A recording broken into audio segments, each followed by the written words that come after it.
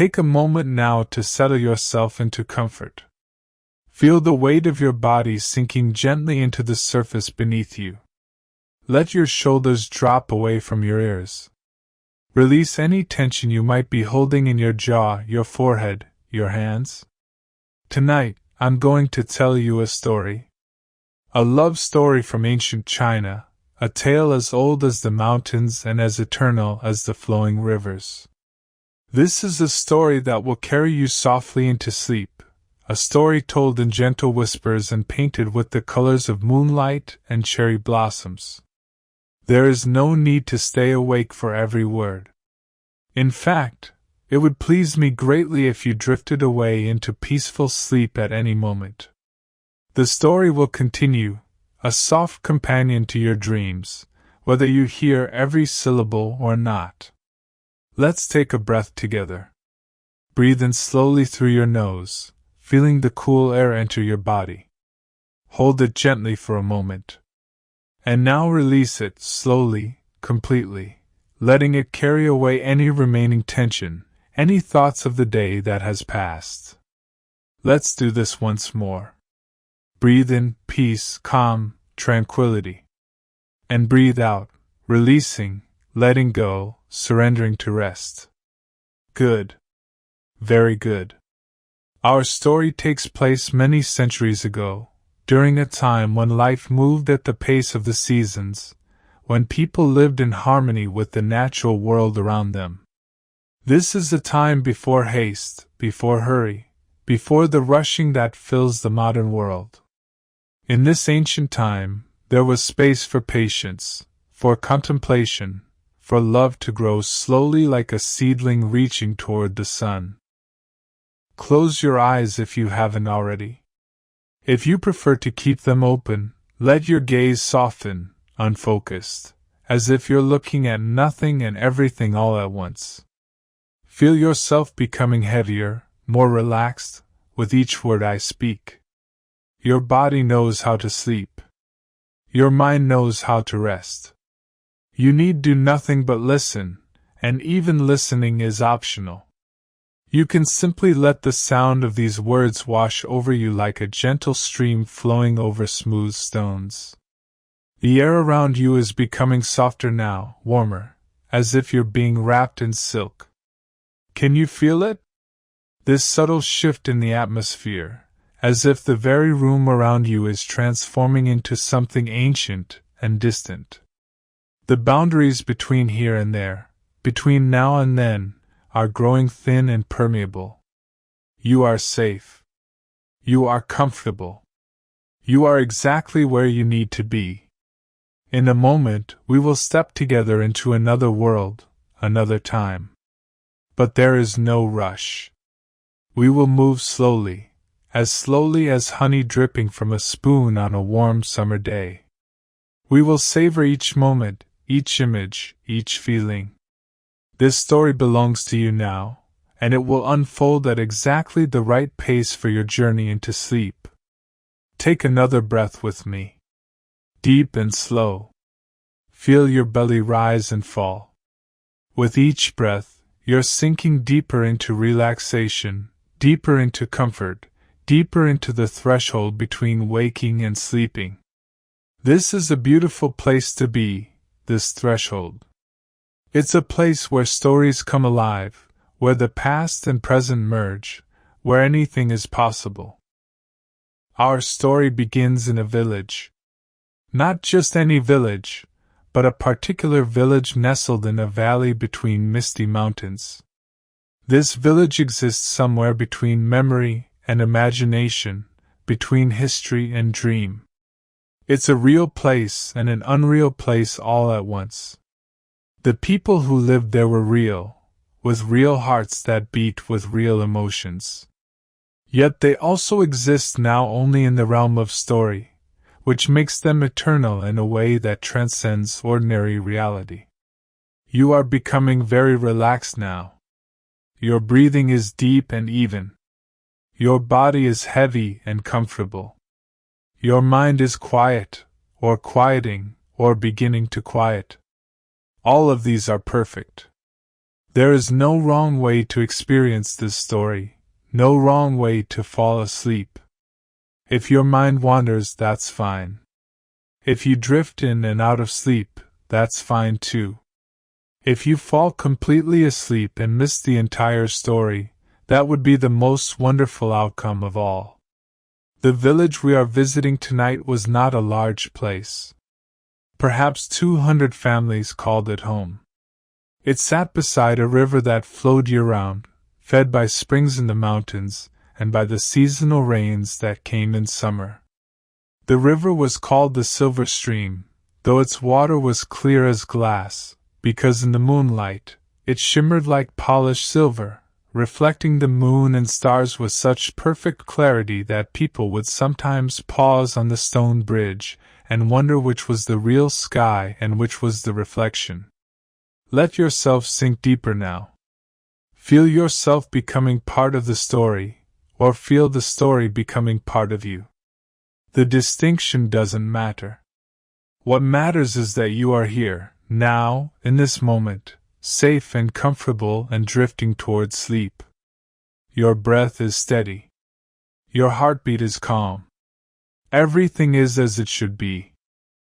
The time of our story is the Tang Dynasty, a golden age of art and poetry, of culture and refinement.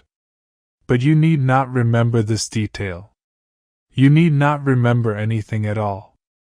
Just let the words flow over you, around you, through you. Let them paint pictures in your mind if they wish, or let them simply be sounds that soothe you towards sleep. In this village, in this time, there lived two people who had not yet met. Two souls who were destined to find each other, though neither knew it yet. Their story is about to begin, or perhaps it has already begun, or perhaps it exists outside of time altogether, forever beginning and never ending. But before we meet them, let's take one more moment to deepen your relaxation. Feel your body from head to toe. Starting at the crown of your head, notice any remaining tension and let it dissolve, melting away like morning mist when the sun rises. Your forehead is smooth and peaceful. Your eyes are closed or heavy.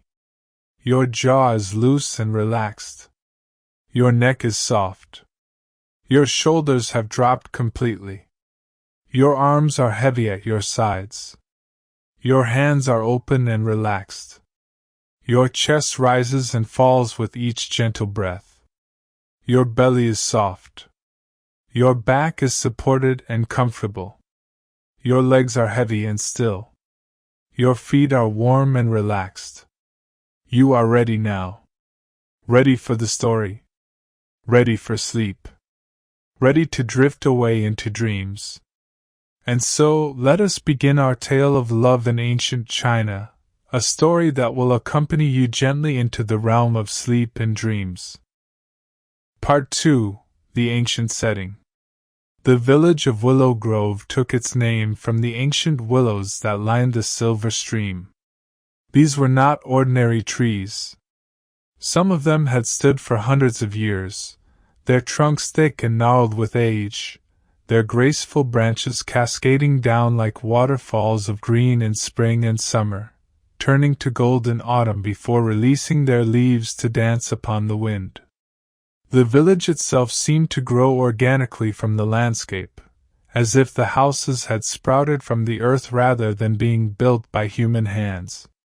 The buildings were made of wood and stone, with curved roofs covered in gray tiles. Each roof corner turned upward slightly, like the corners of a smile, an architectural feature meant to catch good fortune and prevent evil spirits from settling there. Between the houses ran narrow lanes paved with smooth river stones. These paths wound and curved, following the natural contours of the land rather than forcing straight lines upon the earth. Walking through the village was like wandering through a maze, but a gentle, friendly maze where every turn revealed something beautiful: a courtyard garden, a glimpse of the mountains beyond, a small shrine with burning incense, or an old woman sitting in a doorway, working at her embroidery. The village was surrounded by rice paddies that formed terraces up the hillsides. In spring, when these paddies were flooded, they reflected the sky like 1,000 mirrors, creating the illusion that the village floated between two heavens. In summer, the rice grew tall and green, swaying in the breeze like an ocean of emerald waves. In autumn, the paddies turned gold, and the harvest was a time of celebration and hard work. In winter, the fields rested, brown and quiet, gathering strength for the cycle to begin again. Beyond the rice paddies, the mountains rose. These were ancient mountains, worn smooth by countless ages of wind and rain. They were covered in forest, bamboo groves that whispered and rustled even in the slightest breeze, pine trees that remained green all year round, and deciduous trees that painted the mountainsides with brilliant colors in autumn.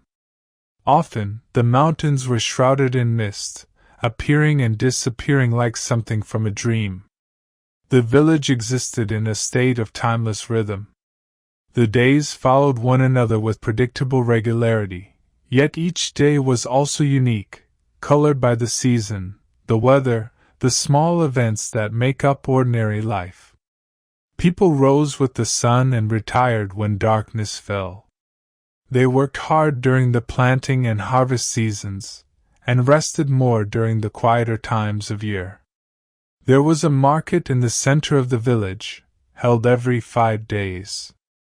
Farmers brought vegetables and grain. Fishermen brought their catch from the river. Craftspeople displayed their wares, pottery, baskets, cloth, tools. The market was a social occasion as much as an economic one. People gathered to exchange news and gossip, to arrange marriages, to settle disputes, to simply enjoy the company of their neighbors. Near the market stood a small temple dedicated to Guanyin, the goddess of mercy. The temple was always open, and inside, sticks of incense burned constantly, their fragrant smoke rising toward the wooden beams of the ceiling, which had been darkened and polished by decades of such smoke.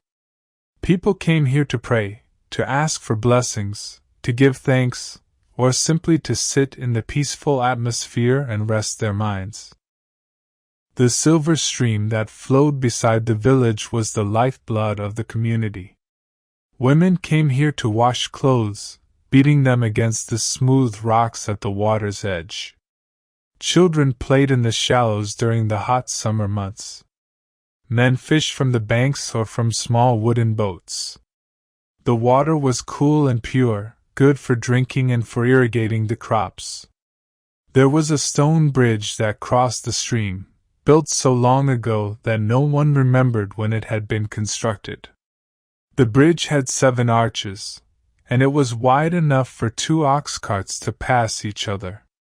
The stonework was exquisite, fitted together without mortar, each stone shaped and placed with such precision that the bridge seemed to be a single piece of carved rock rather than an assembly of many stones. On either side of the bridge, stone lions stood guard. These lions had been carved by a master craftsman, and they were remarkably lifelike despite being made of cold stone. One lion had its mouth open, as if roaring.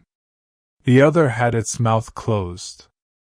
Together they represented the sound ah and om, the beginning and end of all things, the cycle of creation and destruction that underlies all existence. The village had its rhythms not just through the day and through the seasons, but through the years as well. Babies were born, celebrated, given names and ceremonies where relatives gathered. Children grew, learned to walk and talk, began helping with simple tasks. Young people came of age, married, started families of their own. Adults worked, raised children, grew older. Elders were respected for their wisdom, cared for by their families, and eventually passed on, returning to the earth from which all things come and to which all things return. Life was not easy, but it was good. There was enough to eat most years. There was shelter from the elements. There was community, belonging, purpose. There was beauty in the natural world all around. There was time for art, for music, for poetry, for celebration. There was time for love. The people of Willow Grove understood that they were part of something larger than themselves. They were part of the cycle of seasons, part of the flow of the river, part of the community, part of the generations that had come before and would come after. This understanding gave them a sense of peace, a sense of rightness, even in the face of life's inevitable difficulties and sorrows. The village had its sounds, the rooster crowing at dawn, the chatter of people in the market, the rhythmic thump of clothes being beaten against rocks at the river, the song of birds in the trees, the rustle of bamboo, the splash of fish jumping in the stream, the laughter of children, the creak of ox carts on the stone lanes, the chanting from the temple, the distant bark of a dog, the whisper of wind through the willows. It had its smells, wood smoke from cooking fires, incense from the temple, the green smell of rice growing in the paddies, the earthy smell after rain, the fragrance of lotus blossoms in summer, the sharp clean smell of frost in winter, food cooking, rice, vegetables, sometimes fish or pork on special occasions. It had its textures, the smooth coolness of river stones underfoot, the rough warmth of sun-heated wood, the softness of silk cloth, the sharp edges of freshly split bamboo, the papery dryness of rice husks, the slippery wetness of fish just pulled from the water. And it had its sights, the ever-changing light on the mountains, the reflection of clouds in the flooded rice paddies, the graceful arc of the stone bridge, the upturned corners of roof tiles against the sky, the delicate brushwork of paintings and calligraphy, the bright colors of festival decorations, the subtle colors of everyday life, brown and green and gray, punctuated by moments of brilliant red or yellow or blue. This was Willow Grove.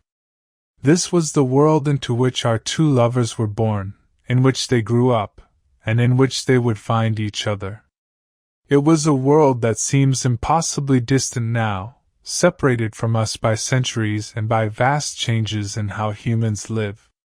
Yet it was also a world where people felt the same emotions we feel, where hearts beat with the same hopes and fears and joys and sorrows. In this world, in this village, in this time out of time, our story truly begins. Part 3. Meet Mei Lin. Her name was Mei Lin, which means beautiful jade, and she lived up to her name in every way. But her beauty was not the kind that announces itself loudly or demands attention.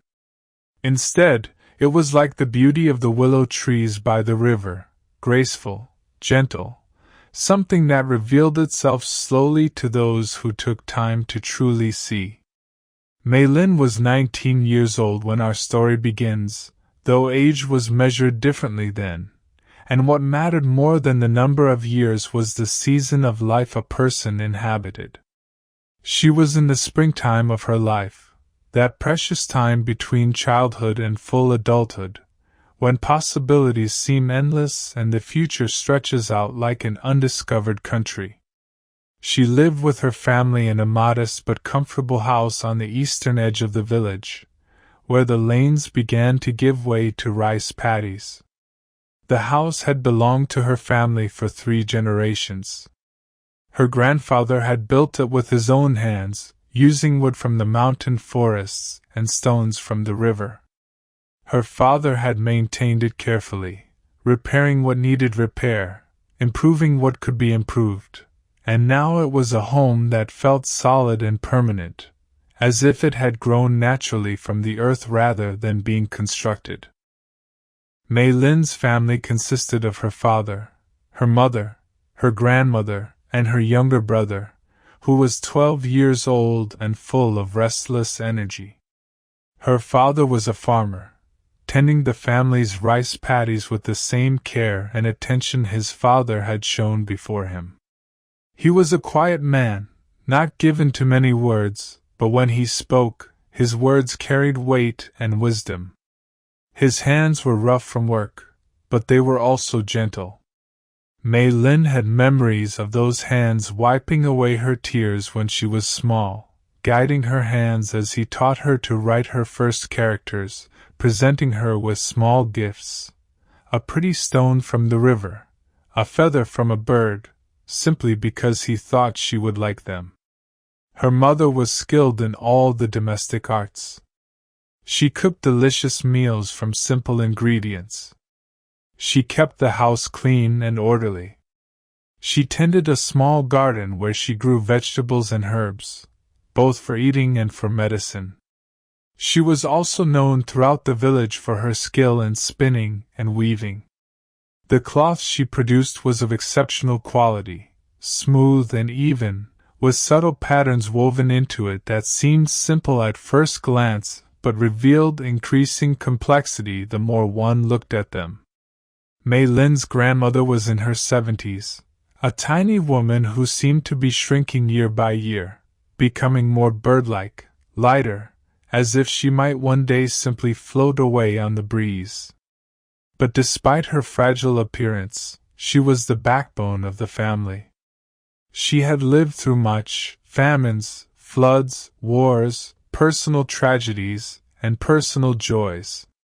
All of these experiences had been distilled into a deep well of wisdom that she shared generously with anyone who asked. She spent her days sitting in the courtyard, often working at some small task, mending clothes, preparing vegetables, sorting rice, and she was always ready to tell stories to anyone who would listen. Mei Lin's younger brother, whose name was Xiaoming, was at that age where he was no longer a child but not yet a man. He was restless, easily bored, full of questions about the world beyond the village. He dreamed of adventure, of traveling to the great cities he had heard about in stories. Mei Lin loved him dearly, though he often exasperated her with his boundless energy and his tendency to neglect his responsibilities in favor of more exciting pursuits. But Mei Lin herself, who was she?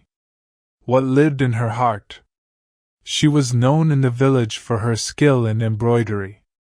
This was not unusual. All young women learned to embroider. It was considered an essential accomplishment, something that demonstrated patience, skill, and refinement.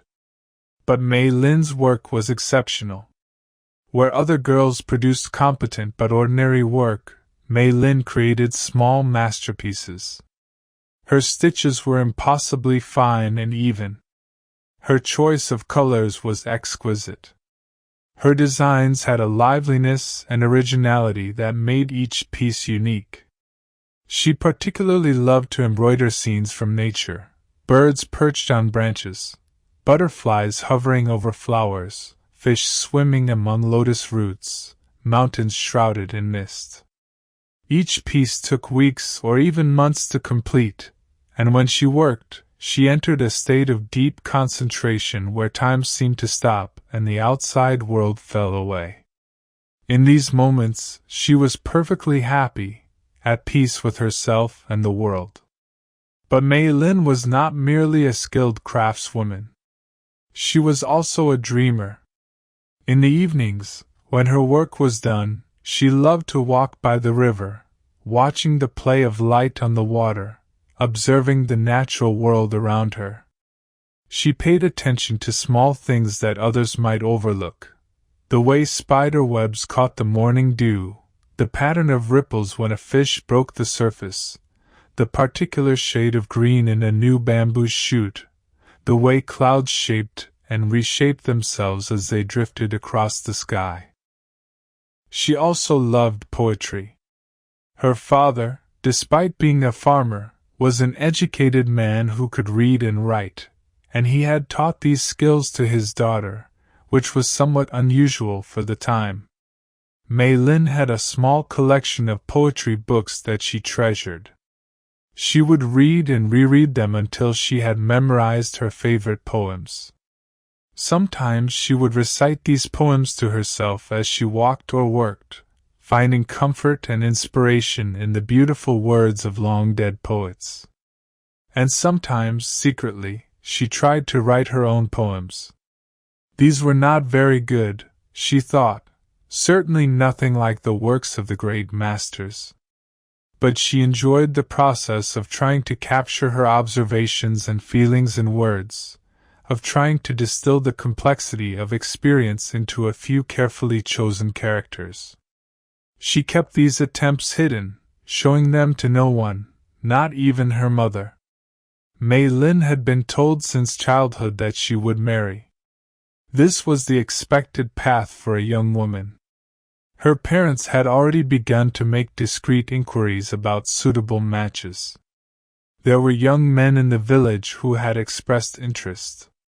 Some were from good families. Some were hardworking and responsible. Some were even handsome. Her parents would never force her to marry someone she truly objected to, but the expectation was clear. Within a year or two, she would be married, would move to her husband's household, would begin the work of raising children and managing a home. Mei Lin accepted this as her fate. She did not rebel against it or resent it. This was simply the way things were. Yet deep in her heart, in a place she hardly acknowledged even to herself, she harbored a secret wish. She wished that when she married, it would be to someone she could truly love. Not just respect or tolerate or learn to care for over time, but truly love, the kind of love she read about in poems, where two souls recognized each other and joined together in perfect harmony. She did not speak of this wish to anyone. It seemed foolish, impractical, the kind of dream that had no place in the real world. Yet the wish persisted, quiet but persistent, like a small flame that would not be extinguished. Mei Lin's days had a pleasant rhythm. She rose early, before dawn, and helped her mother prepare breakfast. After the family ate, she began her daily tasks, sweeping, cleaning, helping with the cooking, working in the garden. In the afternoon, she worked on her embroidery. In the evening, after the meal was finished and the dishes were washed, she had a little free time to read or walk by the river or simply sit in the courtyard and watch the stars emerge in the darkening sky. It was a good life, a peaceful life. She was healthy, her family was healthy, there was enough to eat, there was a roof over her head and clothes on her back. She had work that she found satisfying and beautiful. She had a family who loved her. She had moments of genuine happiness and contentment. Yet sometimes, especially in the evenings when she walked alone by the river, she felt a strange restlessness, a sense that she was waiting for something, though she could not have said what. It was as if her life were a story that had not yet truly begun, as if she were still in the preface, waiting for the first chapter to start. She did not know that the first chapter was about to begin. She did not know that her life was about to change in ways she could not imagine. She did not know that the waiting was almost over. But somewhere, perhaps in the way the willow branches moved in the breeze, or in the pattern of ripples on the water, or in the cry of a bird flying overhead, the universe was preparing for the moment when two paths would cross, when two lives would intersect, when two souls would recognize each other across the distance that separates all human beings. That moment was coming. It was very close now. Part 4. Meet Liu Chen. His name was Liu Chen, which means willow morning, and like the tree for which he was named, he was both strong and flexible, rooted yet capable of bending with the winds of circumstance. Liu Chen was 23 years old, and he was a traveling scholar. This was his profession, his passion, and his path in life. He had been born in a city far to the north, the son of a minor government official. His family was respectable but not wealthy, educated but not powerful. They had enough resources to give their son a good education, and Liu Chen had proven to be an excellent student, quick to learn, hungry for knowledge, blessed with a good memory and a sharp analytical mind. He had passed the first level of the imperial examinations when he was 18, earning the title of Shiozai, or cultivated talent. This was an achievement of which his family was proud, and it opened certain doors for him. But Liu Chen had not been content to stop there. He wanted to pass the second level, to earn the title of Jiren, or recommended man, which would qualify him for a position in the government bureaucracy.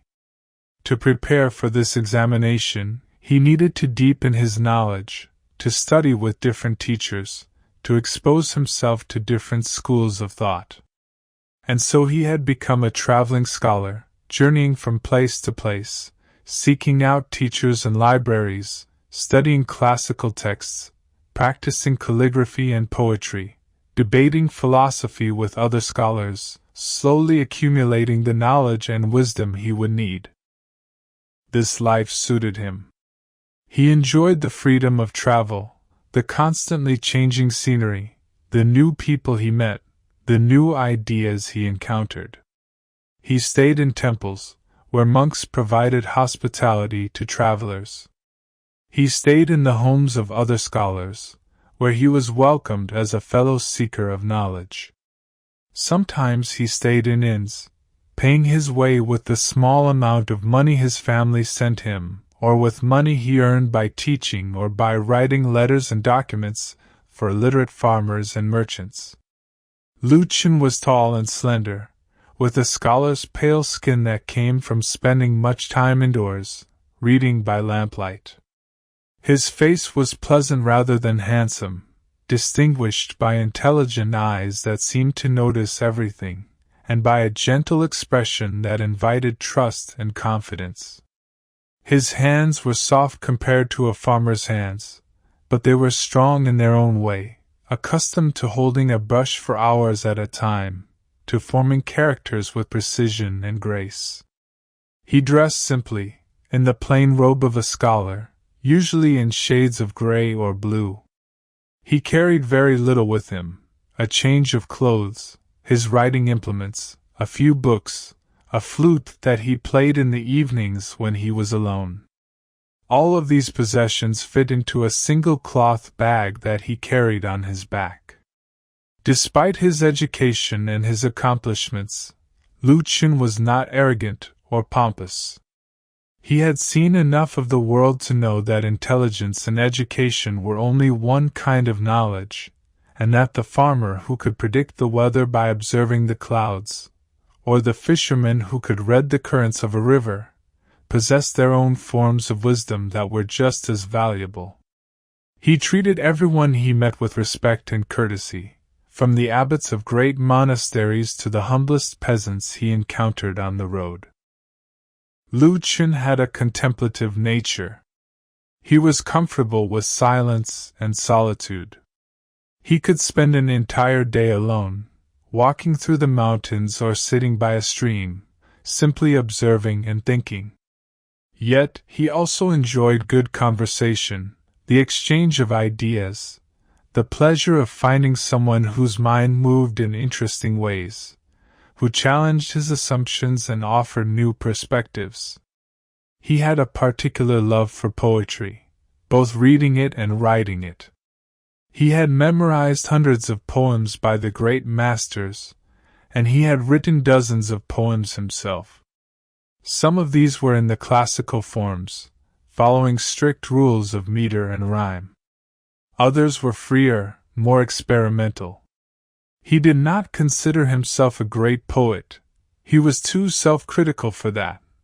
But he found the process of writing poetry deeply satisfying, a way of processing his experiences and observations, of trying to capture in words the beauty and strangeness and sadness and joy of existence. Liu Chen had never been in love. He had experienced brief attractions, passing fancies, but nothing deep or lasting. He sometimes wondered if he was capable of the kind of passionate love he read about in poems and stories. Perhaps his nature was too cerebral, too detached. Perhaps he was destined to live a life of the mind rather than a life of the heart. Yet sometimes, usually late at night when he was alone, he felt a loneliness that his books and his studies could not fill.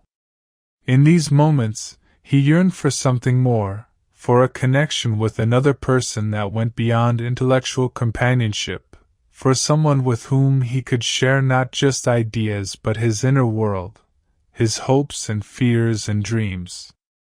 He did not speak of this yearning to anyone. It seemed weak, unmanly, unworthy of a scholar who was supposed to be above such earthly concerns. Yet the yearning persisted, a quiet ache that would not be denied. Liu Chen's journey had brought him southward over the course of several months. He had studied with a renowned Confucian scholar in one city, spent time in a Buddhist monastery in the mountains, engaged in long discussions with a Taoist hermit who lived alone in a cave. Each encounter had enriched him, had given him new ideas to contemplate, new perspectives to consider. And now his journey had brought him to this region, to these particular mountains, to this particular valley. He had heard that there was a small village here called Willow Grove, and that near the village was a temple with an excellent library. He planned to stay for a few weeks, to study the texts in the library, to rest and recuperate before continuing his journey. As he walked along the road toward Willow Grove, carrying his cloth bag on his back and his walking staff in his hand, he felt a strange sense of anticipation. This was unusual for him. Normally, one village was much like another, one temple much like the next. He did not expect anything extraordinary to happen. Yet he could not shake the feeling that something was different about this place, that something important was waiting for him here. The day was beautiful. It was late spring, and the world was green and fresh, still carrying the excitement of new growth after the dormancy of winter. The sky was a clear, brilliant blue, with a few white clouds drifting lazily across it. Birds sang in the trees along the road. The air smelled of growing things, of earth and water and sunlight. As he walked, Liu Chen composed poetry in his head, trying out different lines, different images, searching for the perfect way to capture the beauty of the day. This was one of his habits, a way of engaging with the world around him, of paying attention to the details that others might overlook. He thought about the great poets of the past, how they had also walked along roads like this, had observed scenes like this, had tried to translate their observations into words. He thought about the continuity of human experience, how people separated by centuries could share the same fundamental experiences, see the same beauty, feel the same emotions. This thought comforted him, made him feel less alone, connected him to the long chain of humanity stretching back into the past and forward into the future. The mountains rose on either side of the road, their peaks touched with mist. The road curved and wound, following the path of a small stream that chattered and laughed over its rocky bed. Occasionally, Liu Chen passed other travelers, a farmer with an ox cart, a group of pilgrims heading toward a distant shrine, a merchant with his goods strapped to the back of a donkey. He greeted each of them politely, exchanged a few words, then moved on. As he walked, he began to see signs of habitation. First, scattered farmhouses set back from the road, surrounded by small plots of land. Then, rice paddies stretching out in geometric patterns. Then, the first buildings of the village itself, clustered together, their gray tiled roofs visible among the green trees. Liu Chen paused at the top of a small rise, looking down at the village spread out below him. It looked peaceful, pleasant, a good place to rest for a while. He could see the river flowing beside the village, the stone bridge crossing it, the willows along its banks. He could see smoke rising from cooking fires, hear the faint sounds of human activity drifting up on the breeze. He took a deep breath, shouldered his bag, and began walking down toward Willow Grove. He did not know that his life was about to change. He did not know that he was walking toward his destiny. He knew only that he was tired from his long journey, that he looked forward to finding the temple and requesting hospitality, that he hoped to find some good books to read and a quiet place to think. The universe had other plans for Liu Chen, but he would discover this soon enough. Part 5. The First Encounter. The temple was easy to find.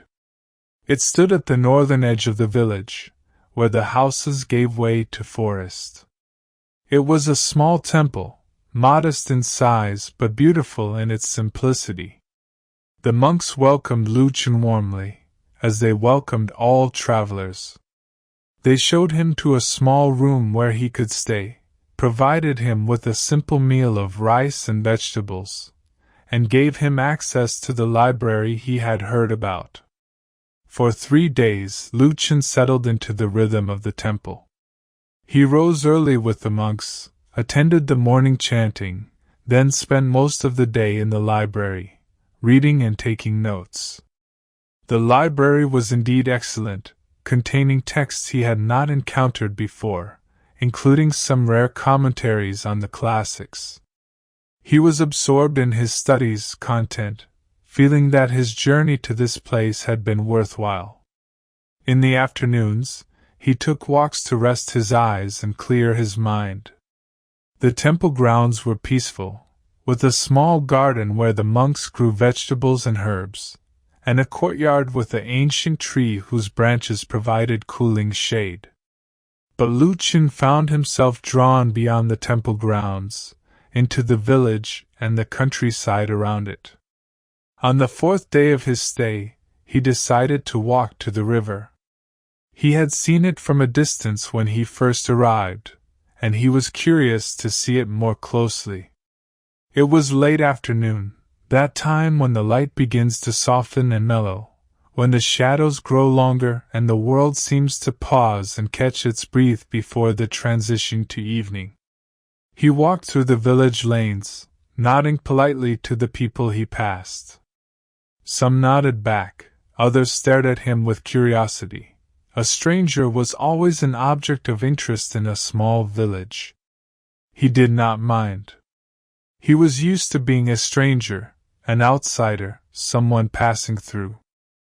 He reached the river and walked along its bank, enjoying the sound of the water flowing over stones, the sight of the willows with their branches trailing in the current. He crossed the stone bridge, pausing in the middle to look down at the water, which was clear enough that he could see fish swimming lazily in the deeper pools.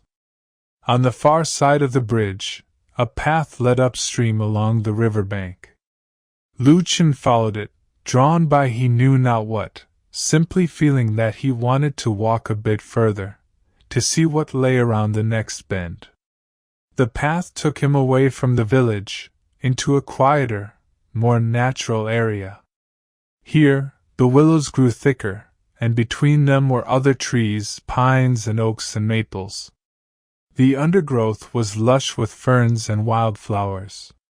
The sound of the village faded, replaced by the sound of water and wind and birds. After walking for perhaps 15 minutes, Liu Chen came to a pond. The river widened here and slowed, creating a pool of still water that reflected the sky and the trees around it. and in this pond, lotus plants were growing.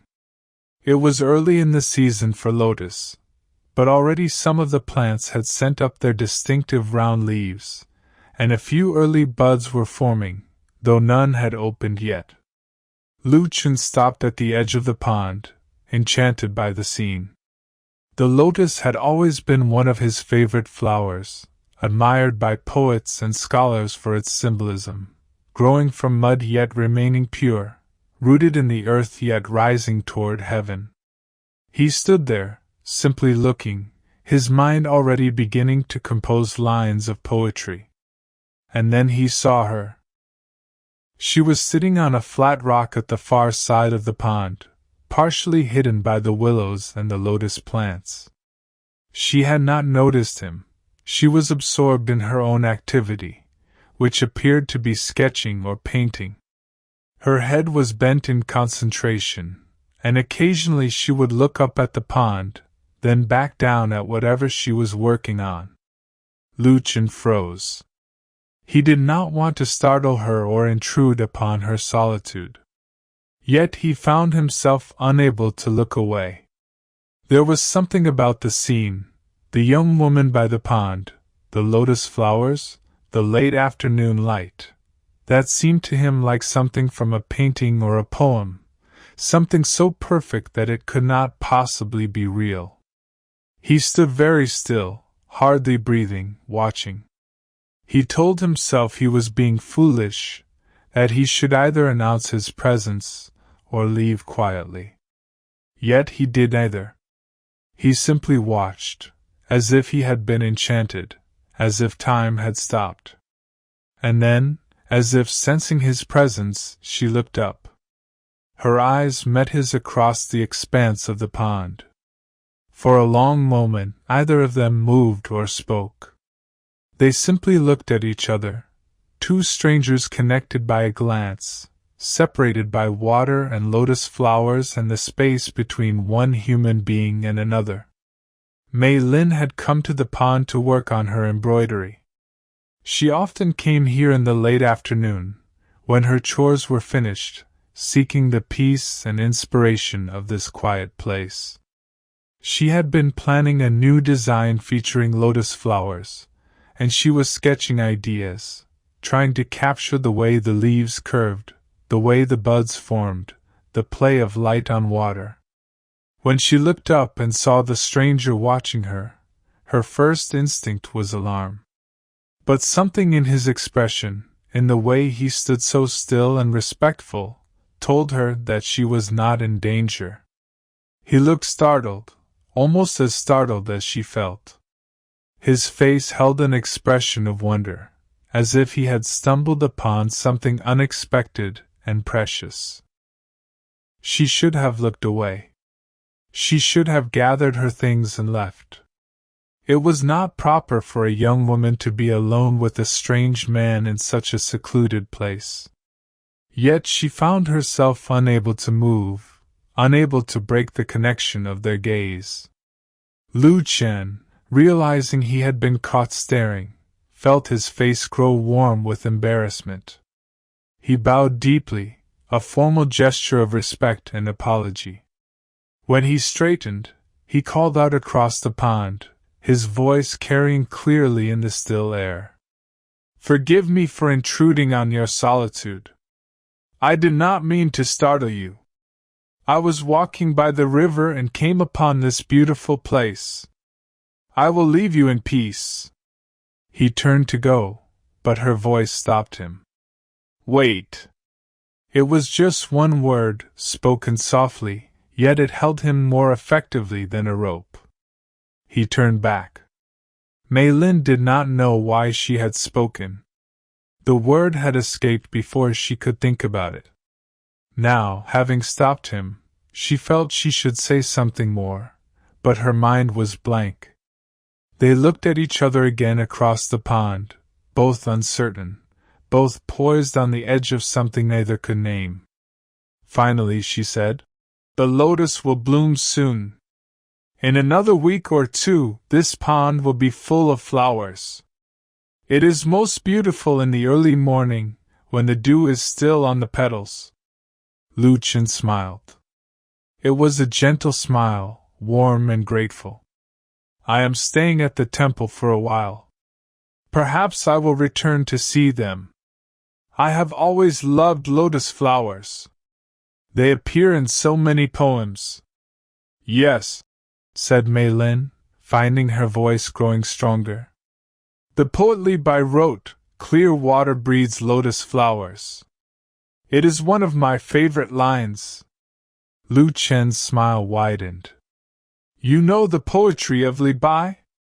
That is wonderful. So few, that is, I mean. He stumbled over his words, realizing he was about to say something that might seem condescending. He started again. Li Bai is my favorite poet as well. There is a directness and freshness to his work that I find very appealing. And a sense of freedom, Mei Lin added. He writes of mountains and rivers and travel, of seeing the world and experiencing life. I have always envied that freedom. But you have mountains and rivers here, Liu Chen said. This place is beautiful. Yes, Mei Lin agreed. But it is the only place I have ever known. I have never traveled beyond these mountains. I can only imagine what lies beyond. There was a wistfulness in her voice that touched Liu Chen's heart. I have traveled much, he said. I could tell you about some of the places I have seen, if you would like. Though I suspect that the imagination often paints more beautiful pictures than reality provides. They were still standing on opposite sides of the pond, calling to each other across the water. The situation was absurd, yet neither of them suggested changing it. The physical distance between them seemed to make the conversation easier, less fraught with the awkwardness that might have come from standing face to face. They talked for perhaps half an hour, about poetry and beauty and travel and the difference between knowing about something through books and knowing it through experience. The conversation flowed easily, naturally, each of them surprised by how comfortable they felt with this stranger, how easy it was to share thoughts and ideas. The sun sank lower, the light growing more golden, the shadows growing longer. Finally Mei Lin said, I should return home. My family will wonder where I am. Of course, said Liu Chen. Again, please forgive me for intruding on your peace. You did not intrude, Mei Lin said. It was pleasant to talk with someone who loves poetry. She hesitated, then added, Perhaps we will meet again. This is a small village. I hope so, Liu Chen said, and he was surprised by how much he meant it. Mei Lin gathered her things, her sketches, her small box of drawing materials, and stood. She bowed slightly in his direction, a gesture of farewell and respect. He bowed in return more deeply.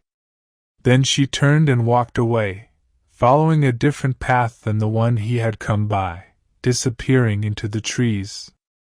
Liu Chen stood by the pond for a long time after she had gone. The water reflected the changing colors of the sky as the sun set.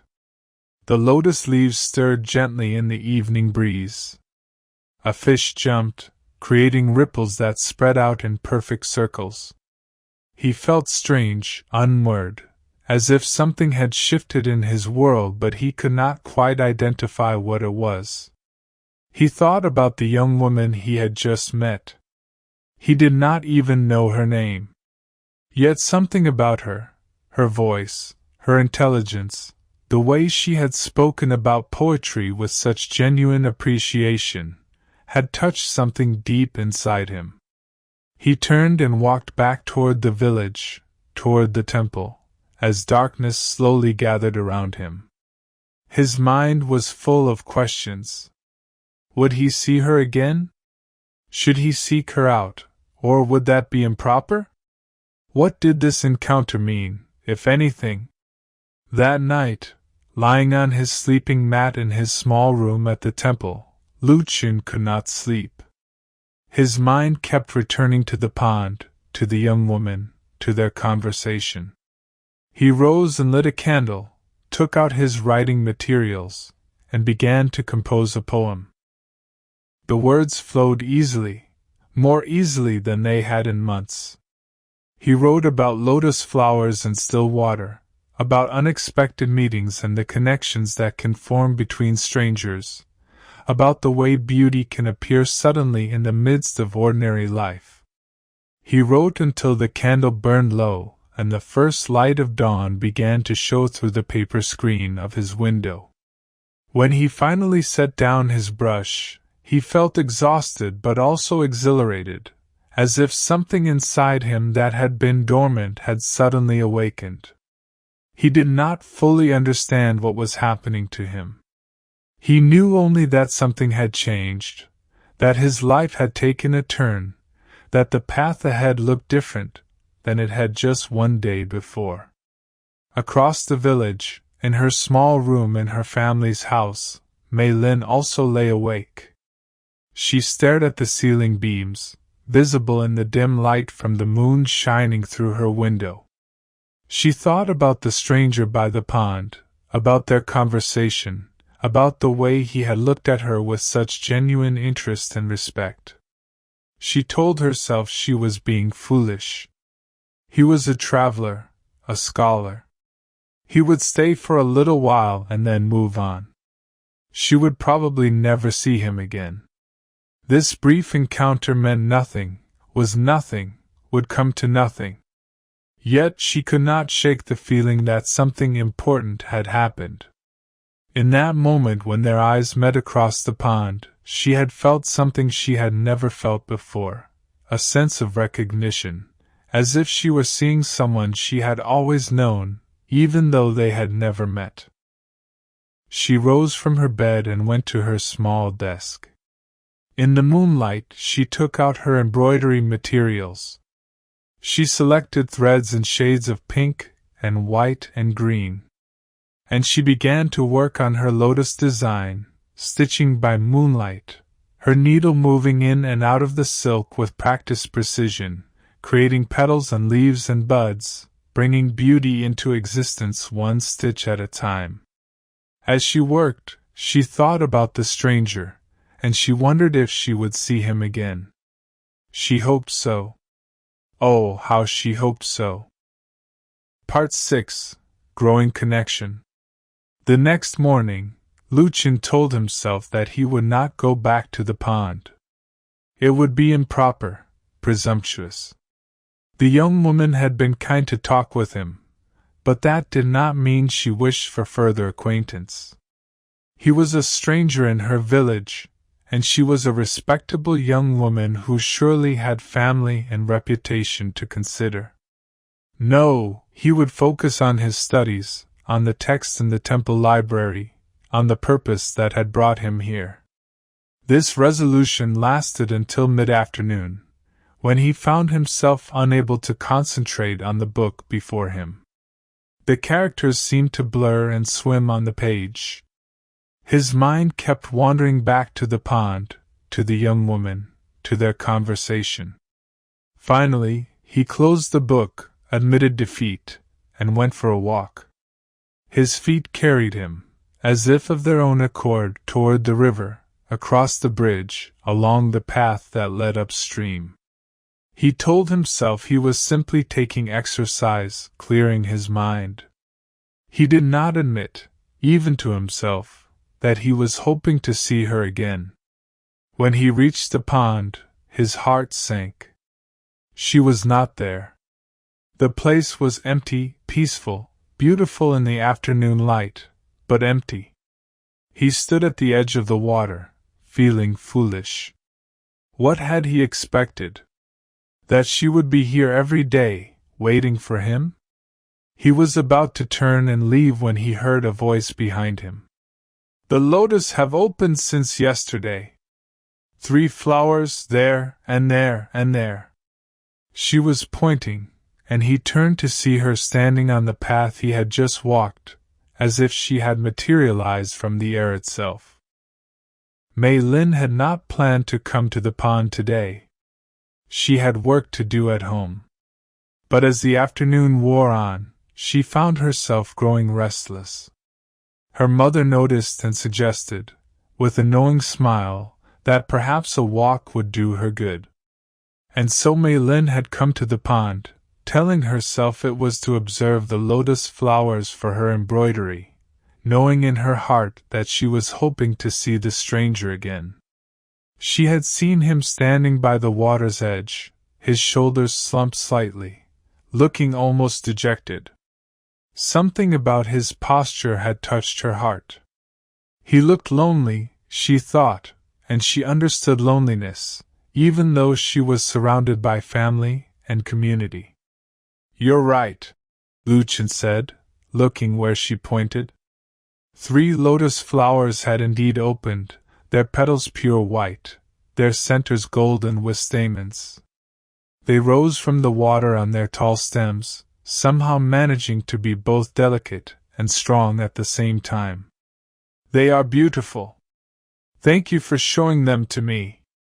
"I did not show them to you," Mei Lin said, moving closer but still maintaining a respectful distance. "They showed themselves. I merely pointed them out." Liu Chen smiled at this distinction. "True. Though without you, I might have missed them. I was about to leave." "Why?" The question was direct, surprising them both. Mei Lin felt her face grow warm. She had not meant to be so bold. Liu Chen considered his answer carefully. "I thought. I was not sure if you would want to see me again. I did not want to presume. And yet you came to the pond anyway." "Yes," he admitted. "I did." They looked at each other, and suddenly both of them smiled, a moment of shared understanding passing between them. They were both pretending, both trying to maintain propriety while wanting something that propriety did not quite allow.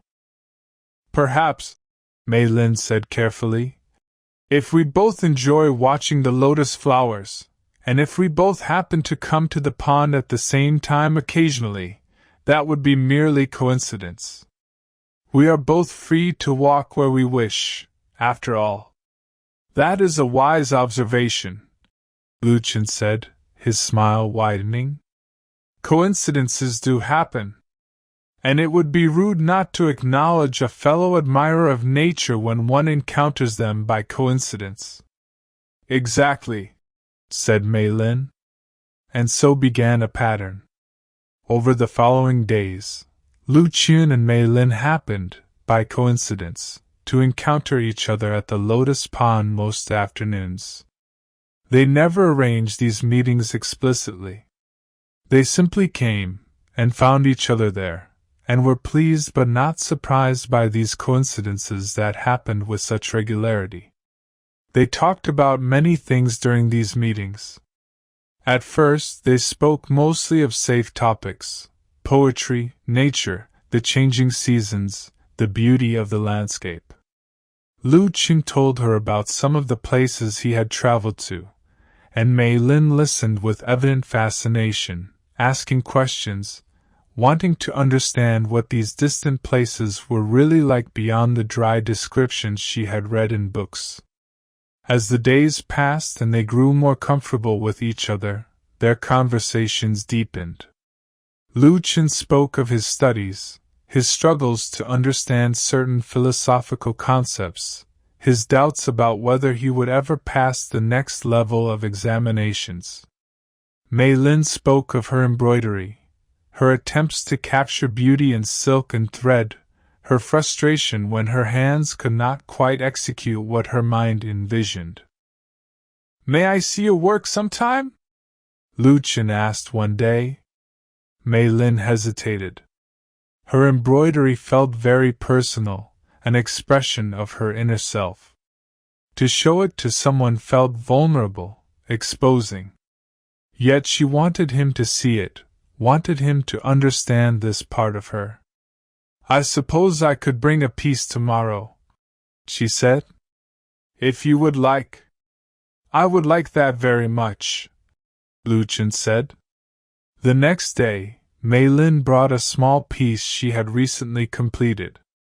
It showed a branch of plum blossoms, done in shades of white and pale pink against a background of subtle gray. The detail was extraordinary, each petal individually rendered, each stamen visible, the rough texture of the bark captured in different shades of brown and gray thread. Liu Chen examined it carefully, holding it up to catch the light, looking closely at the tiny stitches. "This is remarkable," he said finally, and his voice held genuine awe. "This is not merely craft. This is art. You have captured not just the appearance of the blossoms, but their spirit, their essence." Mei Lin felt a warmth spread through her chest, a happiness she had rarely experienced. To be truly seen, truly understood by another person, this was a gift beyond price. "Thank you," she said quietly. "Your words mean a great deal to me." "I mean them sincerely," Liu Chen said. "You have a rare talent. In a different world you would be celebrated as a master artist. But not in this world," Mei Lin said, with only a trace of bitterness. "In this world I am merely a young woman doing what young women do, creating small things for my dowry, waiting to marry." Liu Chen heard the frustration in her voice and understood it. "Sometimes the world does not recognize what is valuable," he said. "But that does not make it less valuable. Your art exists, and it is beautiful, regardless of whether the world properly acknowledges it." They were quiet for a moment, and the silence was comfortable, companionable. They watched the lotus flowers, which had multiplied now. A dozen blooms were open, and more buds were forming daily. Another day, Liu Chen brought his flute to the pond. "I am not very skilled," he said apologetically, "but I enjoy playing." He played a simple melody, one of the folk songs that were popular throughout China. The notes floated across the pond, mingling with the sound of the water and the rustling of the leaves. Mei Lin listened, her eyes closed, letting the music wash over her. When he finished, she opened her eyes. "That was beautiful," she said. "Will you play another?" He played several more pieces, some traditional melodies, some improvisations of his own creation. Mei Lin listened to all of them, and when he finally lowered the flute, she said, "You said you were not skilled, but I think you were being modest. You play with feeling, and that is more important than technical perfection." "You are kind to say so," Liu Chen said. "Music is one of my great pleasures, though I have never had enough time to study it properly. There is always so much to learn, so many texts to read, so many examinations to prepare for. Do you ever wish you could simply live, rather than always preparing and studying?" Mei Lin asked. The question surprised Liu Chen with its directness. He thought about it carefully before answering. "Sometimes," he admitted. "Sometimes I feel as if I am always living in the future, always focused on what I will do next rather than what I am doing now. But I do not know how to be otherwise. This is the path I chose, or perhaps the path that chose me." "I understand," Mei Lin said. "I also feel sometimes that I am living in a future I did not choose, preparing for a life that will be decided by others rather than by myself. And yet I do not know what alternative exists. This is simply how things are." They were both quiet, contemplating the limitations and constraints that shaped their lives. Yet somehow, in acknowledging these constraints, they felt less constrained. There was freedom in understanding, in being understood. But right now, Liu Chen said, in this moment, we are either in the past nor in the future. We are here by this pond, watching these flowers. And this moment is good. Yes, Mei Lin agreed. This moment is good. As the days passed, something was growing between them, though either spoke of it directly. It was evident in the way they looked at each other, in the way their conversations grew longer and deeper, in the way they seemed to anticipate each other's thoughts. They were becoming friends, certainly. But it was also something more than friendship, something that carried a current of possibility, of hope, of longing.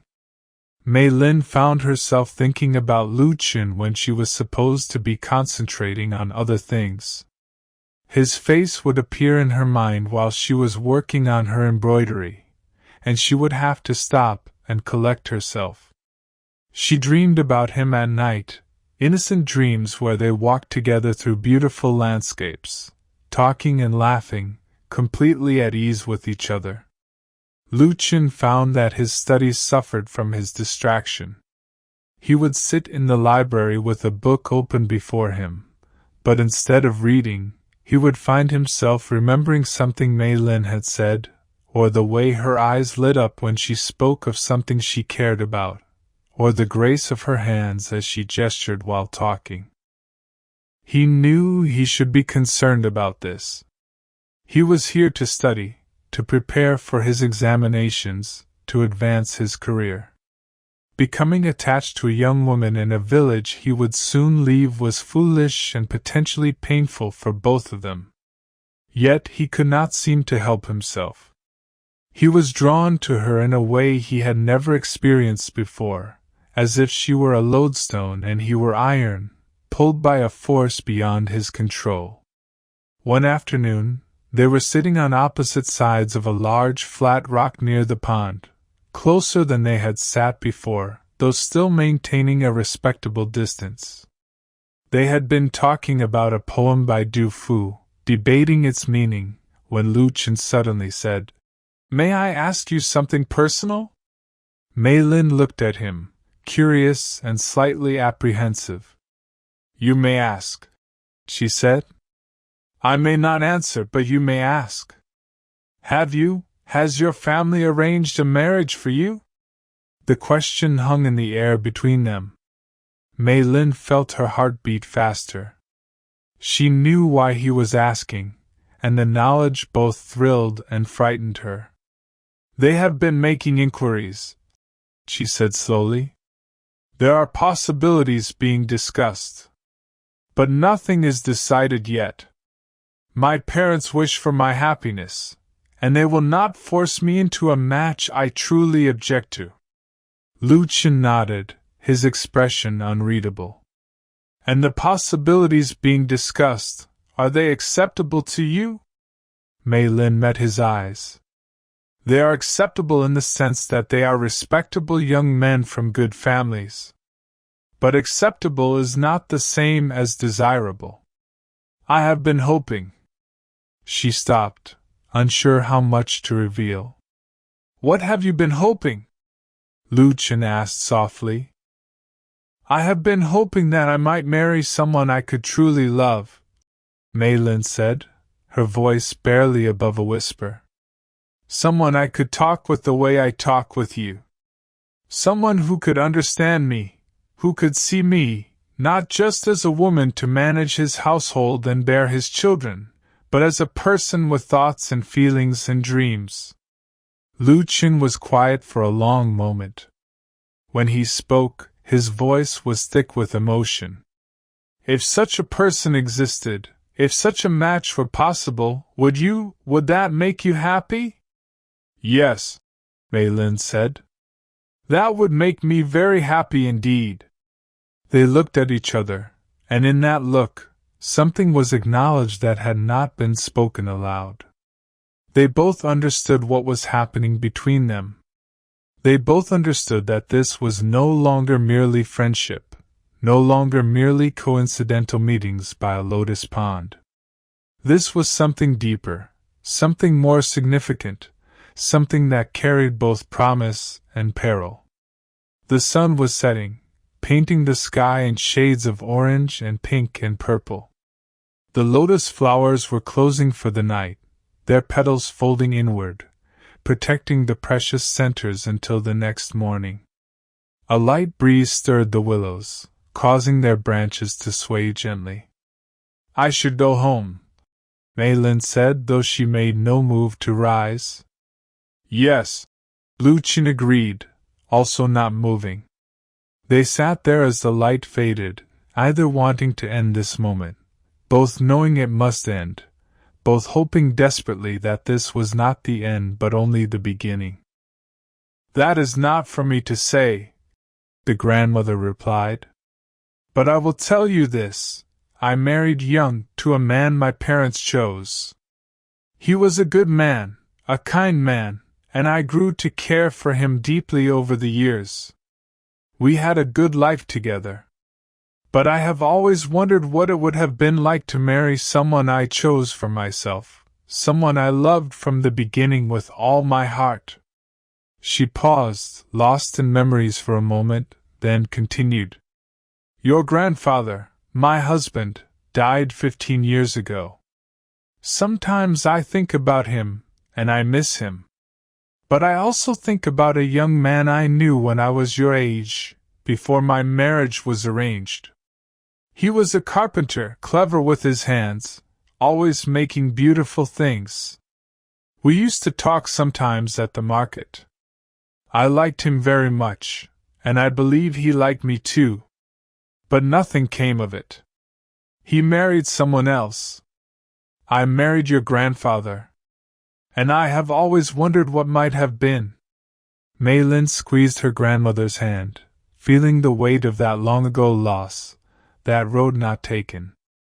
"I am not saying you should defy your parents," the grandmother said. "I am not saying you should run away with this scholar. But I am saying that you should not accept a loveless marriage simply because it is expected. Talk to your parents. Be honest with them. Tell them what you feel. Your father is a good man. Your mother is a good woman. They love you and want your happiness. Perhaps there is a way forward that you have not yet imagined." That night, Mei Lin lay awake thinking about her grandmother's words. The next day, she spoke to her mother, and the day after that, her parents called a family meeting. Mei Lin told them about Liu Chen, about their meetings, about her feelings. She expected anger, or disappointment, or stern lectures about propriety. Instead, her father looked thoughtful, and her mother looked concerned but not surprised. "We have heard the gossip," her mother said. "We know you have been spending time with this young scholar. We have been waiting for you to come to us. I am sorry if I have brought shame on our family," Mei Lin said, her voice trembling. "You have brought no shame," her father said firmly. "You have conducted yourself with propriety. You have not been secretive or deceitful, merely private. But tell me, daughter, do you love this man?" "Yes, father," Mei Lin said, meeting his eyes. "I do." Her father nodded slowly. "And does he love you?" "I believe he does," Mei Lin said. "Though he has not spoken of it directly." "Then perhaps he should speak of it," her father said. "To me."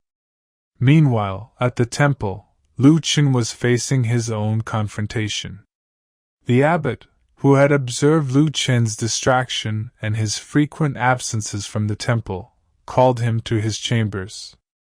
"You came here to study," the abbot said, though his tone was gentle, not accusing. "But your mind is elsewhere. Your heart is elsewhere."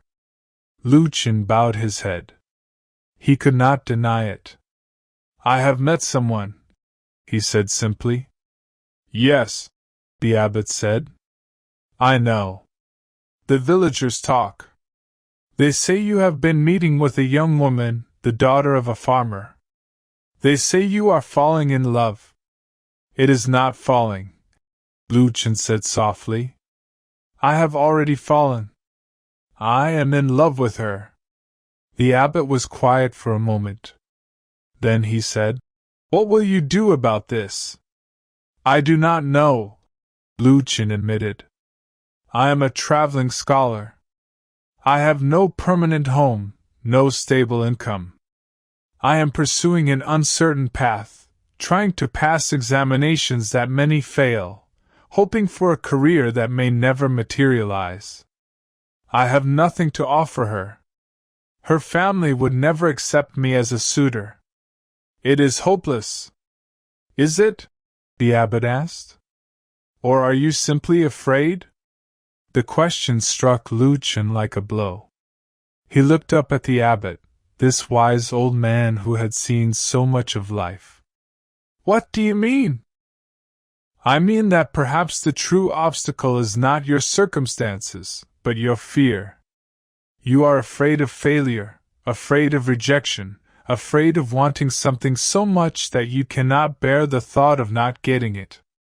And so you tell yourself it is hopeless before you even try.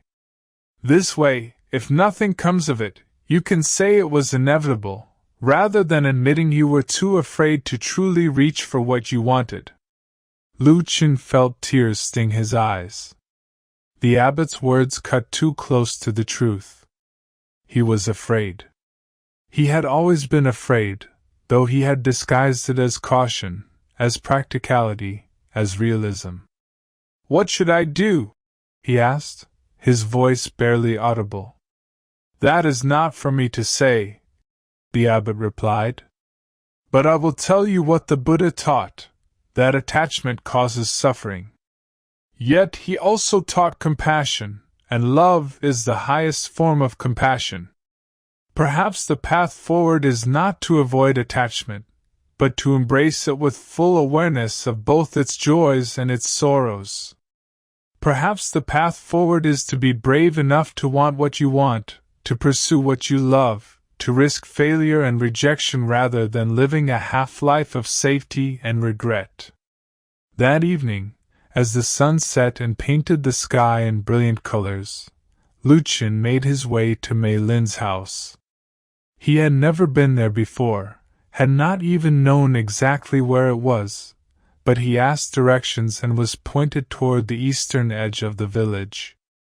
When he arrived, he found Mei Lin's father sitting outside, as if he had been waiting.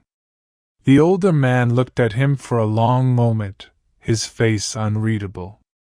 Then he said, You are the scholar from the temple. Yes, Liu Chen said. He bowed deeply, respectfully. My name is Liu Chen. I have come to speak with you, if you will permit it. About my daughter, the father said.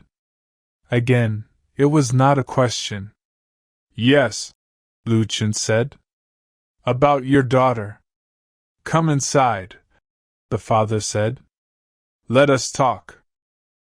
They went into the house, into the main room where the family gathered. Mei Lin's mother was there, and her grandmother, and even her young brother, who watched with wide, curious eyes. Mei Lin herself sat quietly in a corner, her hands folded in her lap, her face pale but calm. Liu Chen stood before them, feeling more nervous than he had ever felt before any examination. He had prepared a speech, carefully considered words that would present his case in the most favorable light. But when he opened his mouth, what came out was much simpler and more direct than anything he had planned. I love your daughter, he said. I know I have little to offer. I am a scholar pursuing an uncertain path. I have no wealth, no position, no guarantees of future success. But I love her. I love her intelligence and her kindness and her talent and her spirit. I love talking with her. I love being with her. I love who I am when I am with her. If you will permit it, I would like to marry her. And I will spend my life trying to make her happy and to be worthy of her. There was a long silence. Then Mei Lin's father said, "Sit down, young man. Let us talk." They talked for hours that night. Liu Chen told them about his background, his family, his studies, his plans for the future. He answered their questions honestly, not trying to make himself seem better than he was. He admitted his uncertainties and his fears. He spoke of his hopes and his dreams. And he spoke, again and again, of his love for their daughter. Finally, as the night grew late, Mei Lin's father said, "I will not promise you anything tonight. This is a serious matter, and it requires careful thought. But I will say this, I see that you are sincere. I see that you love my daughter. And I see that she loves you. That means more to me than wealth or position. Come back tomorrow evening. We will give you our answer then." Liu Chen bowed deeply, thanked them for their time and consideration, and left. As he walked back through the dark streets toward the temple, he felt a mixture of hope and terror. Everything hung in the balance now. Tomorrow evening, his fate would be decided. In the house, after he left, the family talked long into the night, weighing possibilities and options, discussing the future of their beloved daughter. Part 8. The Moonlit Promise. Liu Chen barely slept that night. He lay on his mat in his small room at the temple, staring at the ceiling, his mind churning with thoughts and scenarios. What if Mei Lin's parents rejected him? What if they said no? What would he do then? Could he give up his examinations, his planned career, and stay in this village as a simple teacher or scribe, just to be near her? Or would he have to leave, to continue his journey, carrying the pain of this loss with him forever? The days seemed to last forever. He tried to study, but the words swam meaninglessly on the page. He tried to meditate, but his mind would not be still. He went for a walk, but his feet carried him unconsciously toward the lotus pond, and when he realized where he was going, he turned back. He could not face that place, not today, not with so much uncertainty weighing on him. As evening approached, he changed into his best robe, combed his hair, tried to make himself as presentable as possible. Then, when the sun was just beginning to set, he walked once again to Mei Lin's house. The family was gathered, as they had been the night before. But this time, there was a different feeling in the air, something less tense, almost peaceful. Mei Lin's father invited him in, and gestured for him to sit. Then, without preamble, he said, "We have discussed your request. We have talked to Mei Lin, and she has been very clear about her feelings." Liu Chen's heart was pounding so hard he was sure everyone in the room could hear it. Mei Lin's father continued, "You are right that you have little to offer in terms of material wealth or position. But you have something that matters more to me and to my wife. You have honor. You have sincerity. You have intelligence and ambition. And most importantly, you have my daughter's heart, and she has yours." He paused, and Liu Chen held his breath. "We give you our blessing to marry our daughter. But with conditions." "Anything," Liu Chen said quickly. "I will agree to anything." "Do not agree before you know what is asked," Mei Lin's mother said gently. "Listen first." Mei Lin's father nodded. "Here are our conditions. First, you must finish your studies and take the next level of examinations. We believe in you, and we believe you can succeed, but you must prove it. Second, during this time of study and examination, you and Mei Lin will be betrothed but not yet married. This will give both of you time to be certain of your feelings, and it will give you time to establish yourself. Third, you must write to us regularly, so we know how you are faring and so we know our daughter will be connected to us even when she leaves our household. And fourth, Mei Lin's grandmother added, her old voice quiet but firm, you must promise to cherish her, to respect her talents and her intelligence, to let her be herself rather than trying to force her into a mold of what you think a wife should be. She is special, our Mei Lin. She needs someone who understands that. Liu Chen bowed deeply, nearly touching his forehead to the floor.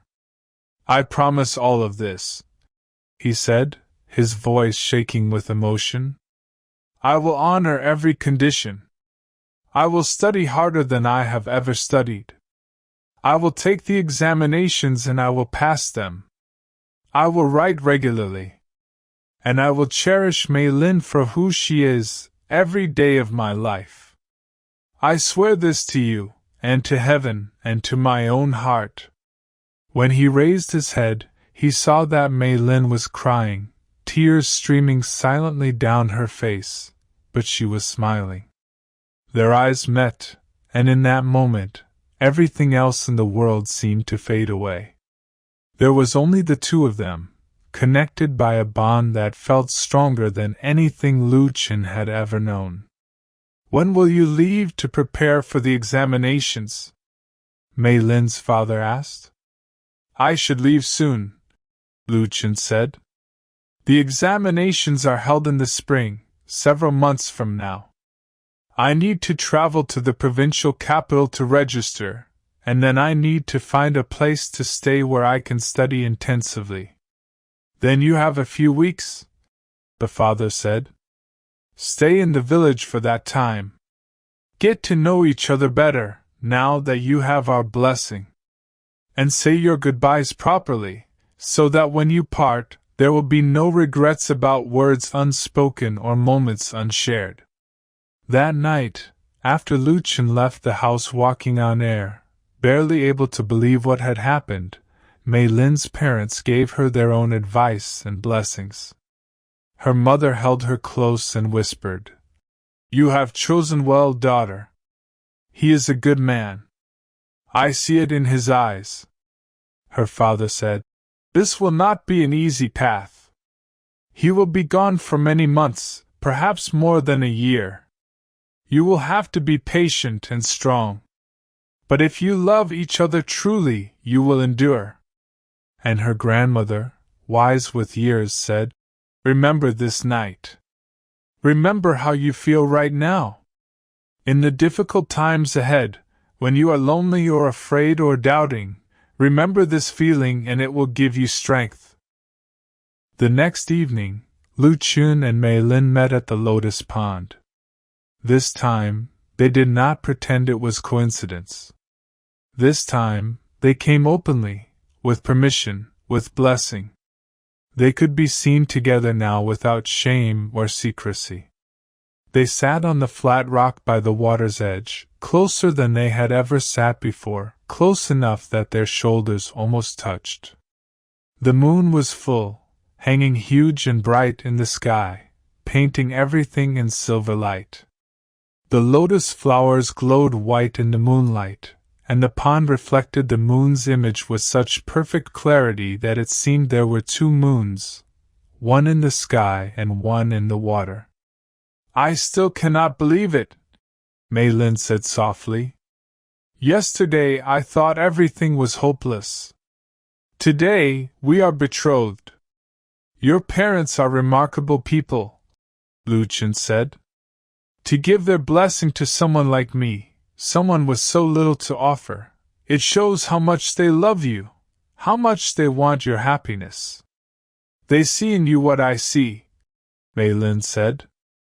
They see your goodness, your sincerity, your potential. And they trust me to know my own heart. They were quiet for a moment, listening to the sounds of the night, crickets chirping, frogs singing their evening chorus, the gentle lapping of water against the shore. I am afraid, Mei Lin admitted. You will be gone for so long. What if something happens? What if you change your mind? What if I change mine? What if you fail the examinations? What if you pass them and are sent far away to take a position somewhere distant, and we cannot be together? Liu Chen took her hand, the first time they had touched beyond a formal bow. Her hand was small and soft in his, but he could feel the slight calluses from her needlework, evidence of the thousands of hours she had spent creating beauty.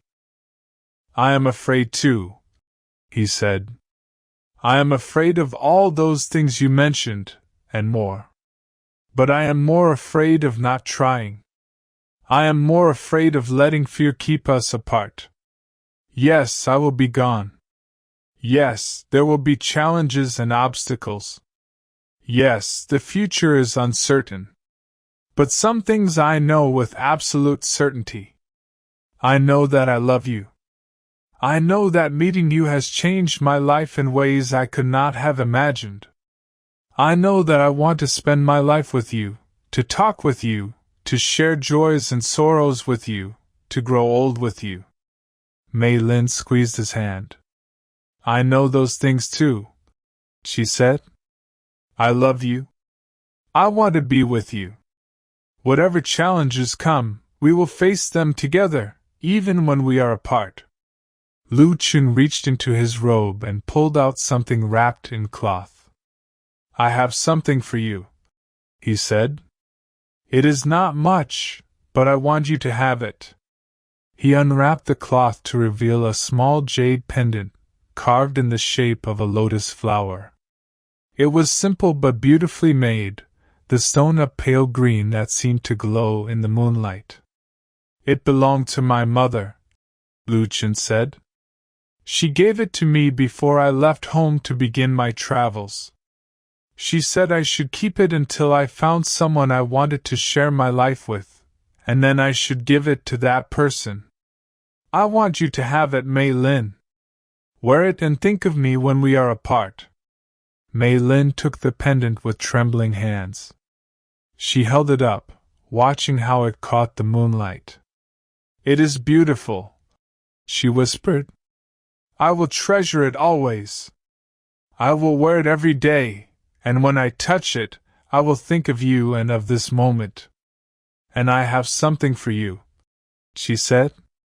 She pulled from her sleeve a piece of silk, folded small. When she unfolded it, Liu Chen saw that it was embroidered with an exquisite design, a scholar standing by a pond, watching lotus flowers, while mountains rose in the background and a full moon hung in the sky. It is us, she said. This is the moment when we first saw each other. I made it from memory, working late at night by candlelight. I wanted to capture that moment, to preserve it forever. Take it with you when you go. When you look at it, remember that I am here, waiting for you, believing in you. Liu Chen took the embroidered silk with a sense of awe. The work was extraordinary, each tiny stitch contributing to the whole, creating an image that was both realistic and dreamlike at the same time. This is magnificent, he said, his voice rough with emotion. This is the most precious gift I have ever received. I will keep it with me always, close to my heart. They sat there for a long time, holding hands, watching the moon's reflection in the water, surrounded by lotus flowers that seemed to glow with their own inner light. They talked about the future, making plans, sharing dreams. They talked about their fears and hopes. They talked about ordinary things and profound things, the way lovers do, finding infinite fascination in each other's thoughts and words. As the night grew deeper, Liu Chen said, I want to make a promise to you. Here, now, under this full moon, by these lotus flowers that brought us together. I too want to make a promise. Mei Lin said. They stood together on the rock by the water's edge. Liu Chen took both of Mei Lin's hands in his and looked into her eyes. I promise, he said, his voice steady and clear, that I will return to you. No matter how long it takes, no matter what obstacles I face, I will return. And when I return, we will be married, and we will build a life together. This I swear by the moon above and the earth below, by my ancestors and by heaven itself. Mei Lin, her voice equally steady despite the tears streaming down her face, said, I promise that I will wait for you. I will keep faith with you. I will hold you in my heart every day we are apart. And when you return, I will be here, ready to begin our life together. This I swear by the moon above and the earth below, by my ancestors and by heaven itself. They stood there, hands joined, moonlight washing over them, and it felt to both of them as if the universe itself was witnessing their promises, as if the moon and stars and lotus flowers and water all understood and approved, as if this moment was being written into the fabric of existence, never to be forgotten. Finally, very gently, Liu Chen leaned forward and kissed Mei Lin's forehead, a chaste but tender gesture that carried all the love and respect and hope he felt. Mei Lin closed her eyes and felt the warmth of his lips against her skin, imprinting the sensation on her memory so she could recall it during the lonely months ahead. They walked back to the village together, taking the long way, reluctant to let this perfect night end. At Mei Lin's door, they parted with one final squeeze of hands, one final exchange of promises and reassurances. Then Liu Chen walked back to the temple, and Mei Lin went inside to her room, where she lay awake for hours, touching the jade pendant he had given her, replaying every word he had said, every moment they had shared. The moon continued its journey across the sky, witnesses to promises made, keeper of secrets, shining its patient light on two souls who had found each other against all odds, who loved each other despite all obstacles, who would now face the test of separation and time. Part 9. The Journey of Patience. The remaining weeks before Liu Chen's departure passed both too quickly and too slowly. Each day was precious, each moment together something to be savored and stored away in memory. Yet each day also brought them closer to the inevitable parting, and the awareness of approaching separation cast a bittersweet shadow over even their happiest moments. They spent as much time together as propriety and practicality allowed. Sometimes they met at the Lotus Pond, their special place. Sometimes they walked together through the village or along the mountain paths, talking endlessly, as if trying to say in advance everything they might want to say during the months of separation. Sometimes Liu Chen came to Mei Lin's house, where he was now welcomed as a future member of the family, and they sat together in the courtyard while her mother served tea and her grandmother told stories and her father asked Liu Chen about his studies. Liu Chen also spent time with Mei Lin's father, helping with work in the rice paddies and learning about farming.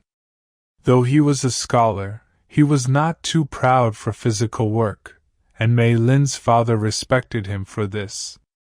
As they worked side by side, the older man shared his wisdom about life, about patience, about the cycles of planting and harvest that mirrored the cycles of human existence. A farmer learns to wait, Mei Lin's father said one day as they repaired an irrigation channel. We plant the seeds and then we wait for them to grow. We cannot force them or hurry them. We can only provide the right conditions, water, soil, sunlight, and then trust in the natural process. Love is like this too, I think. You cannot force it or rush it. You can only provide the right conditions and then trust. These words stayed with Liu Chen and gave him comfort when he thought about the long months of separation ahead. Finally, the day of departure arrived. Liu Chen had packed his few possessions, said goodbye to the monks at the temple who had hosted him, and made all the necessary preparations for his journey. He would travel first to the provincial capital to register for the examinations, then find lodging near the examination halls where he could study intensively for the coming months. Mei Lin's family gathered to see him off.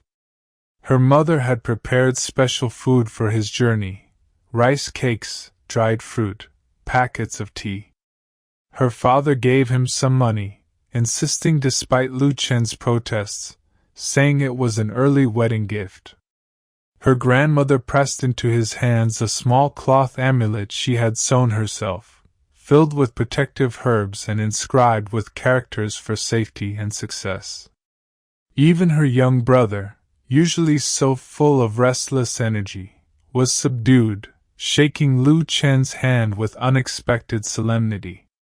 And Mei Lin, she stood there trying to be brave, trying not to cry, wearing the jade pendant at her throat where it caught the morning light. Liu Chen bowed deeply to each member of the family, thanking them for their kindness, their acceptance, their blessing. Then he turned to Mei Lin, and for a moment they simply looked at each other, both trying to memorize every detail: the exact color of the other's eyes, the way the morning sun caught in hair, the particular curve of a smile, the set of shoulders, the shape of hands. "I will write," Liu Chen said, his voice steady despite the emotion he felt. "As often as I can. And I will return. I promise you, I will return."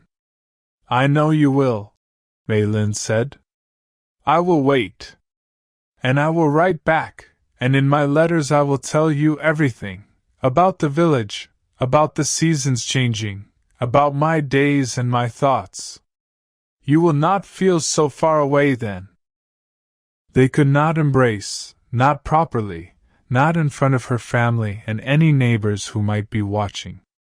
But Liu Chen took her hand and held it for a long moment, and that small gesture carried all the love and longing and promise they could not speak aloud. Then he released her hand, shouldered his bag, took up his walking staff, and began to walk down the lane toward the road that would take him away from the village. He looked back once, twice, 3 times, and each time Mei Lin was still standing there, watching him go, raising her hand in farewell. Finally, he rounded a bend and she was lost to sight, and he was alone on the road with his memories and his hopes. Mei Lin stood watching long after he had disappeared. Finally, her mother came and put an arm around her shoulders. "Come inside, daughter," she said gently. "He is gone, and standing here will not bring him back sooner. You must be strong now." And Mei Lin was strong, or at least she tried to be.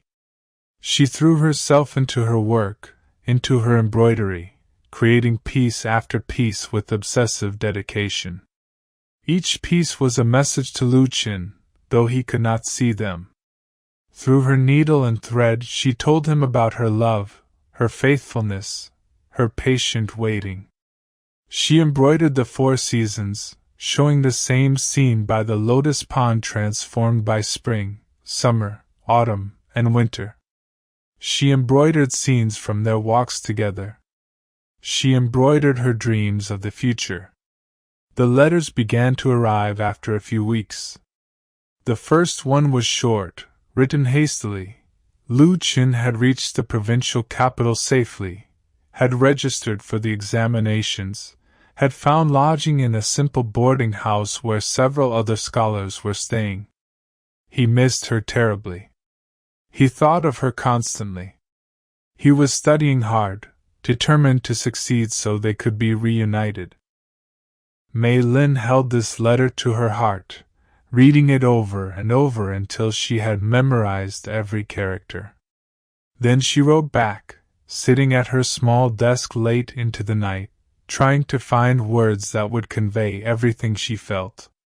She told him about life in the village, about her family, about the lotus pond where she still went sometimes to sit and think of him. She told him to eat well, to rest enough, not to exhaust himself with too much studying. She told him she loved him and believed in him. Over the following months, letters traveled back and forth, carried by merchants and travelers, sometimes taking weeks to arrive. The letters became a lifeline, connecting them across the distance. Through their words, they shared their daily lives, their thoughts, their struggles and triumphs. Liu Chen wrote about his studies, about the other scholars he was meeting, about the challenges of mastering the vast body of classical knowledge required for the examinations. He wrote about his doubts and fears, about times when he felt overwhelmed or inadequate. But he also wrote about his determination, about how thinking of Mei Lin gave him strength, about how the embroidered silk she had given him was his most treasured possession, kept always close to his heart. Mei Lin wrote about the changing seasons, about village life, about her family and friends. She wrote about her embroidery, describing the pieces she was creating. She wrote about her own doubts and fears, about times when the waiting seemed unbearable, when she wondered if the future they had dreamed of would ever come to pass. But she also wrote about her faith in him, about her certainty that their love was strong enough to endure any separation, about how the jade pendant he had given her never left her neck, a constant reminder of his promise. The seasons turned. Summer gave way to autumn, autumn to winter, winter to spring. The rice was planted and grew and was harvested and was planted again. The lotus flowers bloomed and faded, marking the passage of time. Mei Lin grew thinner, more quiet, more focused on her inner world. Her family worried about her but also respected her faithfulness, her determination to wait for the man she loved. And in the provincial capital, Liu Chen studied with an intensity he had never shown before. He rose before dawn and studied by candlelight until his eyes could no longer focus. He debated with other scholars, testing his knowledge and understanding. He wrote practice essays, refining his arguments and his calligraphy. He memorized texts, analyzed commentaries, wrestled with philosophical problems. And through it all, he was sustained by thoughts of Mei Lin, by her letters, by her faith in him, by the promise he had made under the full moon by the lotus pond. Finally, the time of the examinations arrived. For 3 days, Liu Chen sat in a tiny cell along with hundreds of other candidates, writing essays on topics drawn from the classics, demonstrating his knowledge, his analytical ability, his literary skill. It was exhausting, mentally and physically. When it was over, he stumbled out into the sunlight feeling drained and uncertain. He had done his best, but had his best been good enough? The results would not be announced for weeks, and the waiting was almost unbearable. He wrote to Mei Lin, telling her the examinations were complete, telling her that now there was nothing to do but wait and hope. He tried to sound confident, but his uncertainty showed through his words despite his efforts to hide it. When his letter reached Mei Lin, she immediately wrote back with words of comfort and encouragement. Whatever the results, she wrote, she was proud of him for trying. Whatever the results, they would find a way to be together. He should not torment himself with worry but should rest and recover his strength. And then, after what felt like an eternity but was actually 6 weeks, the results were announced. Liu Chen's name was on the list. He had passed. He was now a Jiren, a recommended man, qualified for government service. Against all odds, despite his fears and doubts, he had succeeded. He sat down immediately and wrote to Mei Lin, his hand shaking so much that his calligraphy was barely legible. He had passed. He was coming home. They could be married. Everything they had hoped for, everything they had worked for, everything they had waited for, it was all finally coming to pass. When Mei Lin received this letter, she read it 3 times to make sure she understood correctly, that she was not misreading or misunderstanding. Then she let out a cry of joy that brought her entire family running. She showed them the letter, and the house erupted in celebration. Her mother wept with happiness. Her father smiled so widely his face seemed to crack. Her grandmother nodded with satisfaction, as if she had known all along that everything would work out. Even her brother whooped with excitement, though he was not entirely sure what he was excited about. That evening, Mei Lin went to the lotus pond alone. The flowers were in full bloom, dozens of them opening their white petals to the evening sky. She stood at the edge of the water, holding Liu Chen's letter in her hands, and she spoke aloud, thanking heaven, thanking the earth, thanking the ancestors, thanking whatever forces in the universe had brought them together and sustained them through their separation. He is coming home, she whispered to the lotus flowers, to the water, to the mountains, to the world. He is coming home to me. Part 10. The Reunion. Liu Chen sent word that he would arrive in Willow Grove in 2 weeks' time. 2 weeks that seemed longer than all the months of separation that had preceded them.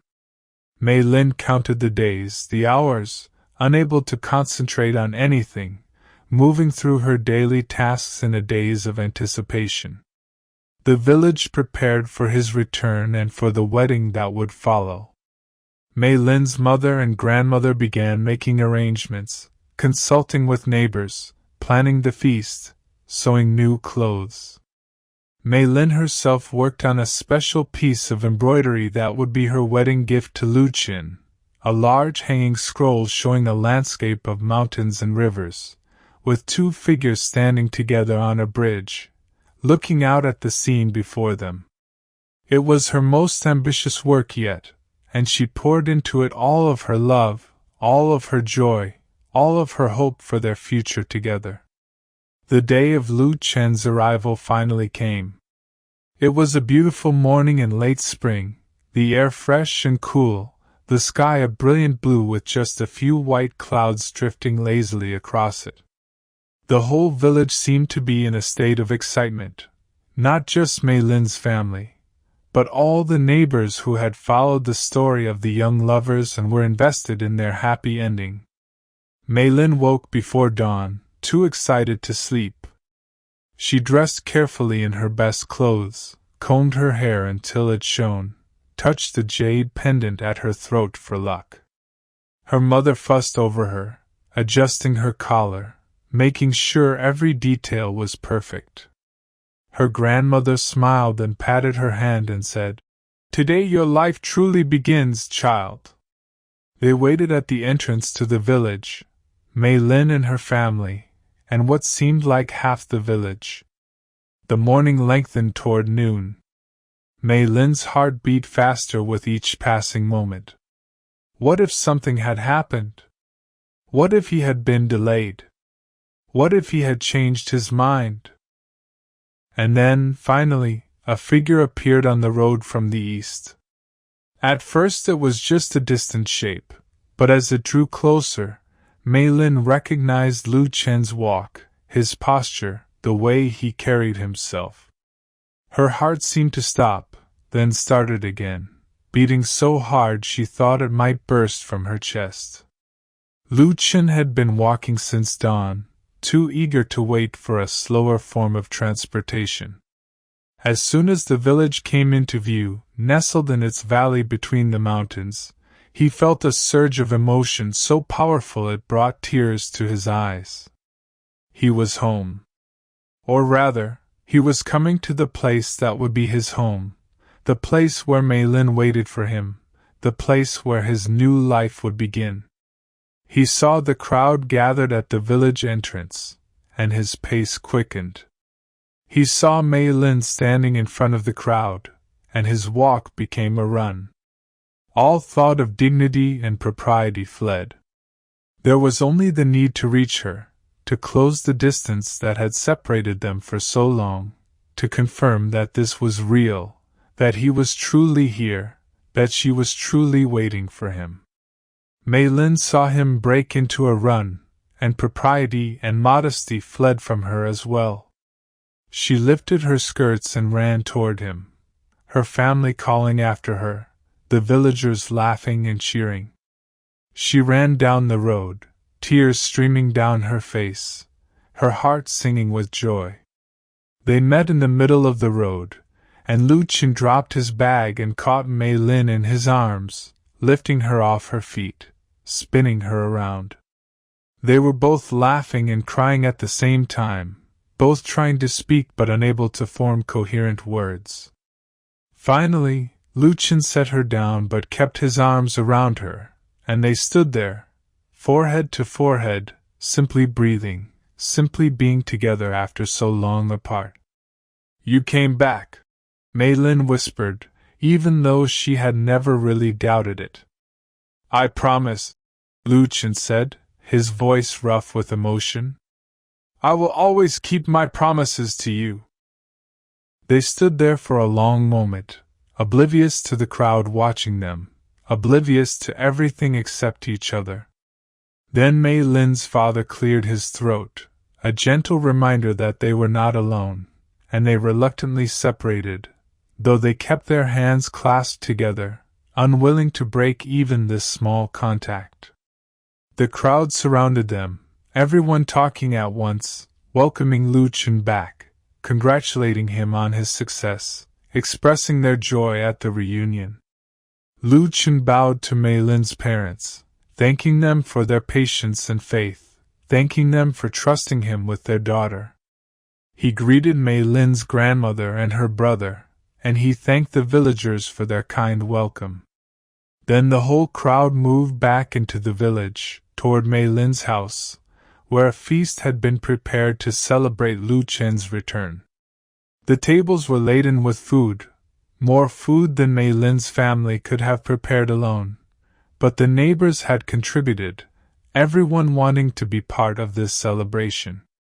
There was rice and vegetables, fish from the river, pork that had been roasting since dawn, dumplings and noodles and sweet cakes, tea and rice wine. They ate and drank and talked and laughed. Liu Chen told stories of his time in the provincial capital, of the examinations, of the other scholars he had met. He answered questions about his plans for the future. He had been offered a position as a minor official in a city not too far away, close enough that they could visit Willow Grove regularly but far enough to offer new opportunities and experiences. And throughout the feast, Liu Chen and Mei Lin kept stealing glances at each other, still hardly able to believe that they were together again, that the long separation was over, that their future was about to begin. After the feast, as the afternoon lengthened toward evening, Liu Chen asked if he might speak with Mei Lin privately.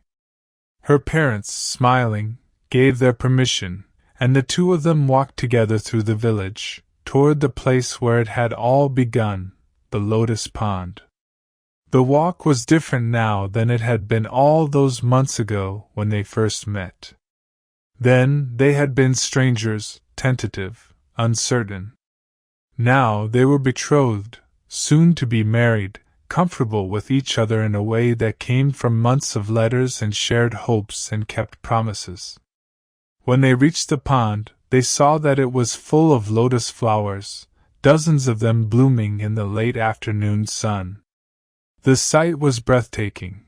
White petals glowing against dark green leaves, the still water reflecting it all like a mirror. "It is just as beautiful as I remembered," Liu Chen said. "I thought perhaps my memory had embellished it, made it more beautiful than it really was. But no, it is exactly as beautiful, perhaps more so.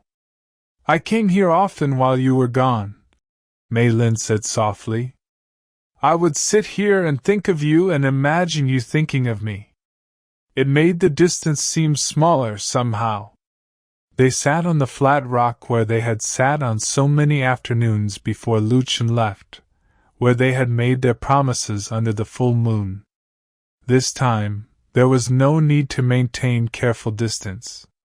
Mei Lin leaned against Liu Chen's shoulder, and he put his arm around her, holding her close, feeling the warmth of her body against his, the realness of her presence after so many months of having only letters and memories. "I have something for you," Mei Lin said. She pulled from her sleeve the embroidered scroll she had been working on, still unrolled it carefully, and showed it to him. Liu Chen caught his breath. The work was magnificent, better than anything Mei Lin had done before. The landscape was rendered in perfect detail, each tree and rock and cloud beautifully executed. But what moved him most were the two figures on the bridge, clearly meant to be them, standing together, looking out at the mountains and rivers spread before them. "This is us," he said, his voice thick with emotion. "This is our future." "Yes," Mei Lin said. "This is what I worked on while I waited for you. Every stitch was a prayer, a hope, a dream of the life we would build together." "It is perfect," Liu Chen said. "You are perfect. I do not deserve you, but I will spend my life trying to be worthy of you." "You already are worthy," Mei Lin said firmly. "You kept your promise. You studied hard and passed your examinations. You came back to me. That is all I ever wanted or needed." They sat there as the sun set, painting the sky in brilliant shades of orange and pink and purple. The lotus flowers began to close for the night, their petals folding inward. The first stars appeared in the darkening sky. The pond's surface grew still and dark, reflecting the stars like diamonds scattered on black silk. "When shall we marry?" Liu Chen asked. "Soon," Mei Lin said. "As soon as arrangements can be made. I have waited long enough. I do not want to wait any longer." "Neither do I," Liu Chen agreed. "We have been apart too long.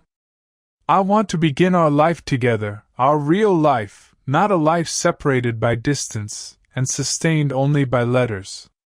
They stayed at the pond until full darkness fell and the moon rose, the same moon that had witnessed their promises all those months ago.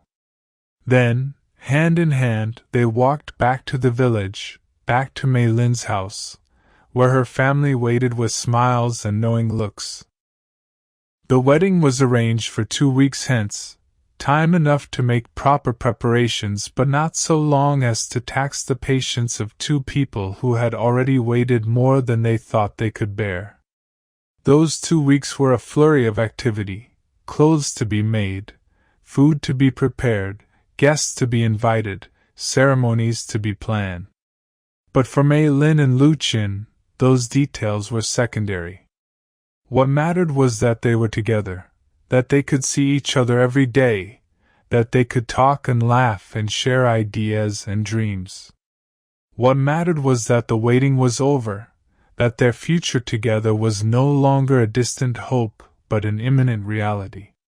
On the morning of their wedding day, Mei Lin woke early and went one last time as an unmarried woman to the lotus pond.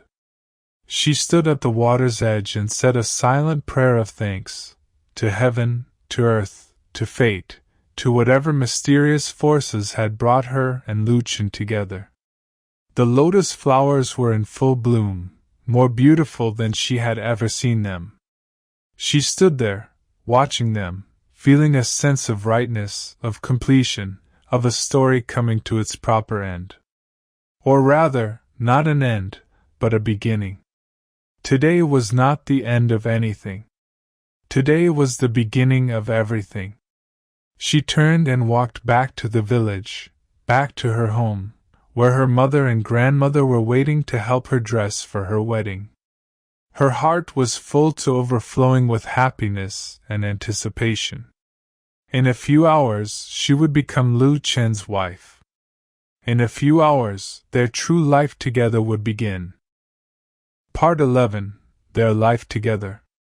The wedding ceremony was beautiful, blending tradition with personal touches that reflected Mei Lin and Liu Chen's unique love story. The ceremony took place in the courtyard of Mei Lin's family home, decorated with flowers and red silk banners inscribed with characters for happiness and longevity. The entire village attended, crowding into the courtyard and spilling out into the street, everyone wanting to witness this union that had captured the community's imagination. Mei Lin wore red, as was traditional, a beautiful robe that her mother and grandmother had sewn with extraordinary care, embroidered with phoenixes and peonies. Liu Chen wore a scholar's formal robe, deep blue with subtle patterns. They bowed to heaven and earth, to Mei Lin's ancestors, to her parents. They bowed to each other. They drank wine from cups tied together with red thread, symbolizing their union. They exchanged gifts. Liu Chen gave Mei Lin a set of books of poetry, and Mei Lin gave Liu Chen the embroidered scrolls she had made. And then they were husband and wife, bound together by ceremony and law and custom, but more importantly, bound together by love and choice and mutual respect. The feast that followed lasted until late into the night. There was music and dancing, toasts and speeches, laughter and joy. Old people nodded approvingly, remembering their own weddings. Young people watched with hope and envy, wondering if they would ever find such love. Children ran around underfoot, excited by the celebration even if they did not fully understand it. As the evening drew to a close, Liu Chen and Mei Lin retired to the small house that had been prepared for them on the edge of the village, not far from Mei Lin's family home. It was modest but comfortable, with a main room, a bedroom, a small kitchen, and a courtyard with a garden where Mei Lin could grow flowers and vegetables. They stood together in their new home, suddenly shy with each other after all the months of separation and anticipation. But the shyness melted away quickly as they looked at each other, and remembered why they were here, what they meant to each other, how long they had waited for this moment. That night, they truly became husband and wife in every sense, joining their bodies as they had already joined their hearts. And in the morning, they woke together for the first time, sunlight streaming through the window, and they lay there simply looking at each other, marveling that this was real, that they were really together, that this was the first day of their shared life. The days and weeks that followed established the rhythm of their married life. Liu Chen worked in his new position as an official, traveling to the nearby city several times a week to attend to his duties, which mostly involved helping to administer the examination system and to oversee various public works projects. It was not glamorous work, but it was meaningful, and it provided them with a steady income, enough to live comfortably, to help Mei Lin's family when needed, to save for the future. When Liu Chen was away, Mei Lin continued her embroidery, but now she also had the running of a household to manage. She cooked and cleaned, tended the garden, visited with neighbors. She spent time with her family, especially her grandmother, knowing that the old woman would not be with them forever and treasuring each conversation, each story, each piece of wisdom shared. But the times Mei Lin treasured most were the evenings when Liu Chen returned from his work. They would eat dinner together, talking about their days, sharing thoughts and observations. After dinner, they might read poetry aloud to each other, or Liu Chen would play his flute while Mei Lin worked on her embroidery, or they would simply sit together in their courtyard, watching the stars emerge in the darkening sky, content in each other's presence. On Liu Chen's days off, they often went to the Lotus Pond, their special place. They would sit on the familiar flat rock and talk, or sometimes sit in comfortable silence, watching the play of light on water, observing the changing seasons reflected in the landscape around them. In spring, the world was fresh and green, full of new growth. In summer, everything was lush and abundant, the lotus flowers blooming in profusion. In autumn, the leaves turned gold and red, and there was a crispness in the air that spoke of change and transition. In winter, the pond sometimes froze, and the landscape became a study in white and gray and brown, stark but beautiful in its simplicity. Their first year of marriage passed in what seemed like a heartbeat. They learned each other's habits and quirks. They had their first small arguments, about nothing important, really, just the minor frictions that arise when two people live together, and learn how to resolve them with patience and humor. They celebrated festivals together, mourned together when Mei Lin's grandmother passed away peacefully in her sleep, rejoiced together when Mei Lin discovered she was pregnant with their first child. The pregnancy was not easy. Mei Lin was often sick in the early months, unable to keep food down, weak and pale. Liu Chen worried constantly, fussing over her, bringing her special teas and foods that were supposed to help with nausea, sitting beside her and holding her hand when the sickness was particularly bad. But Mei Lin endured with patience, knowing that this discomfort was temporary, that it was the price of bringing new life into the world. As the months passed and her belly swelled, Mei Lin felt the baby move inside her, first just flutters like butterfly wings, then stronger kicks and pushes. Liu Chen would place his hand on her belly and feel his child moving, and his face would light up with wonder and joy. "Our child," he would whisper. "Our son or daughter. A new life that comes from our love." Their daughter was born on a cold winter night, after a long and difficult labor. Mei Lin's mother and several neighbor women attended the birth, while Liu Chen paced anxiously outside, listening to Mei Lin's cries of pain and feeling helpless, wishing he could take the pain from her but knowing this was something she had to endure alone. Finally, just before dawn, he heard a new sound, the cry of a baby. One of the neighbor women came out, smiling broadly. "You have a daughter," she said. "A healthy, beautiful daughter. And your wife is well, though very tired." Liu Chen rushed inside and saw Mei Lin lying exhausted on the bed, her hair damp with sweat, her face pale but smiling. And in her arms, wrapped in soft cloth, was the smallest, most perfect creature he had ever seen. His daughter. Their daughter. "She has your eyes," Mei Lin said softly. "Look." Liu Chen looked at the baby's face, at the tiny features, at the dark eyes that seemed to look directly at him, and he felt his heart expand with a love he had not known was possible.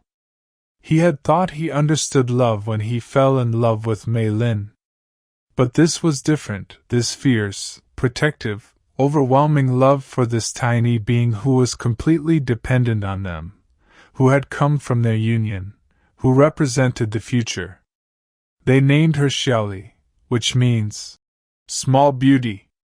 And she was beautiful and perfect, and she transformed their lives in ways both profound and mundane.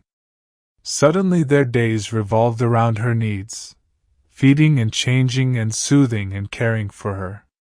Their nights were broken by her cries, and they took turns walking her, rocking her, singing to her until she fell back asleep. It was exhausting, but it was also joyful. Every small milestone was a cause for celebration. Her first smile, her first laugh, the first time she rolled over, the first time she sat up unaided, her first words, her first steps. They watched her grow and change with a sense of awe, marveling at how quickly time passed, how this tiny infant became a baby, then a toddler, then a child. When Xiaoli was 2 years old, Mei Lin became pregnant again, and their son was born, a sturdy, healthy boy they named Mingli, which means bright and beautiful. Now their house was full of noise and chaos and laughter and tears, the constant activity of young children. Liu Chen would come home from work to find toys scattered everywhere, to find Mei Lin looking tired but happy, to find his children running to greet him with squeals of delight. The years passed, marked by the rhythms of family life. The children grew. There were birthdays and festivals, small triumphs and small tragedies, illnesses that frightened them until the children recovered, accidents that could have been serious but weren't. There was the daily work of living, earning money, managing the household, raising children, maintaining relationships with extended family and neighbors. But through it all, Liu Chen and Mei Lin maintained their connection to each other. They still made time to talk, even if it was late at night after the children were asleep and they were both exhausted. They still read poetry together, though less frequently than before. They still went to the lotus pond sometimes, though now they often brought the children with them, teaching them about the flowers, telling them stories. And they still loved each other, perhaps even more deeply than they had in the early days of their romance. Because now their love was tempered by time and tested by life's challenges. It was no longer the intense, consuming passion of new love, but something deeper and more enduring, a love built on shared experiences, on mutual support through difficulties, on the daily choice to be patient and kind and forgiving with each other. They grew older. Liu Chen's hair began to show threads of gray.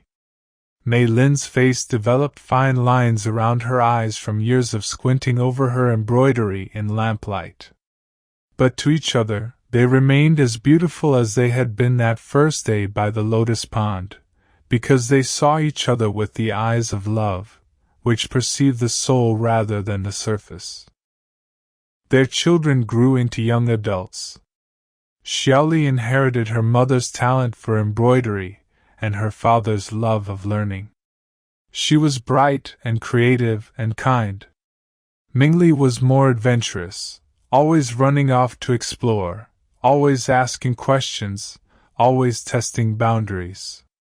They were different from each other, but Liu Chen and Mei Lin loved them equally, each for their unique qualities and personalities.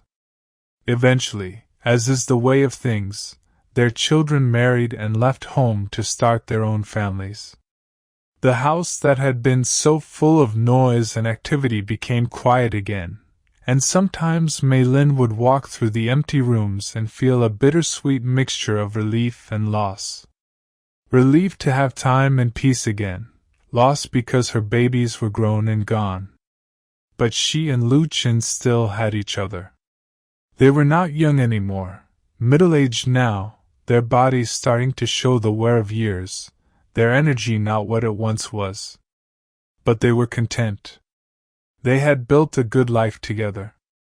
They had raised good children. They had contributed to their community. They had maintained their love for each other through all the years and all the challenges. On their 20th wedding anniversary, they went to the lotus pond, just the two of them, as they had not done in years. It was late summer, and the lotus flowers were in full bloom, as they had been that day so long ago when they first met. They sat on the familiar flat rock in the familiar place, and they looked at the flowers and the water and the mountains beyond, and they thought about all the years that had passed, all the experiences they had shared, all the love they had given and received. "Do you ever regret it?" Mei Lin asked softly. "Marrying me, staying in this village rather than pursuing greater ambitions, living this simple life?" Liu Chen looked at her with surprise and tenderness. "Regret it? How could I regret the best decision I ever made? You are my life, Mei Lin. This life we have built together, our children, our home, our love, this is everything I could ever want. I have achieved more than I ever dreamed possible, not in terms of position or wealth or fame, but in terms of happiness and meaning and love." Mei Lin smiled, tears glistening in her eyes. "I feel the same," she said. "I used to dream of adventure, of seeing the world beyond this valley. But I have learned that the greatest adventures happen right here, in the ordinary moments of life lived with someone you love. I have traveled further with you while staying in one place than I ever could have traveled alone by going anywhere else." They held hands, as they had held hands so many times before, and they watched the lotus flowers and listened to the water and felt grateful, grateful for each other, grateful for the life they had built, grateful for love that had endured and deepened and sustained them through 2 decades of marriage. The sun began to set, painting the sky in familiar beautiful colors, and they watched it together, 2 people who had become one while remaining themselves, 2 souls joined by love and choice and commitment, 2 lives intertwined so thoroughly that neither could imagine existence without the other.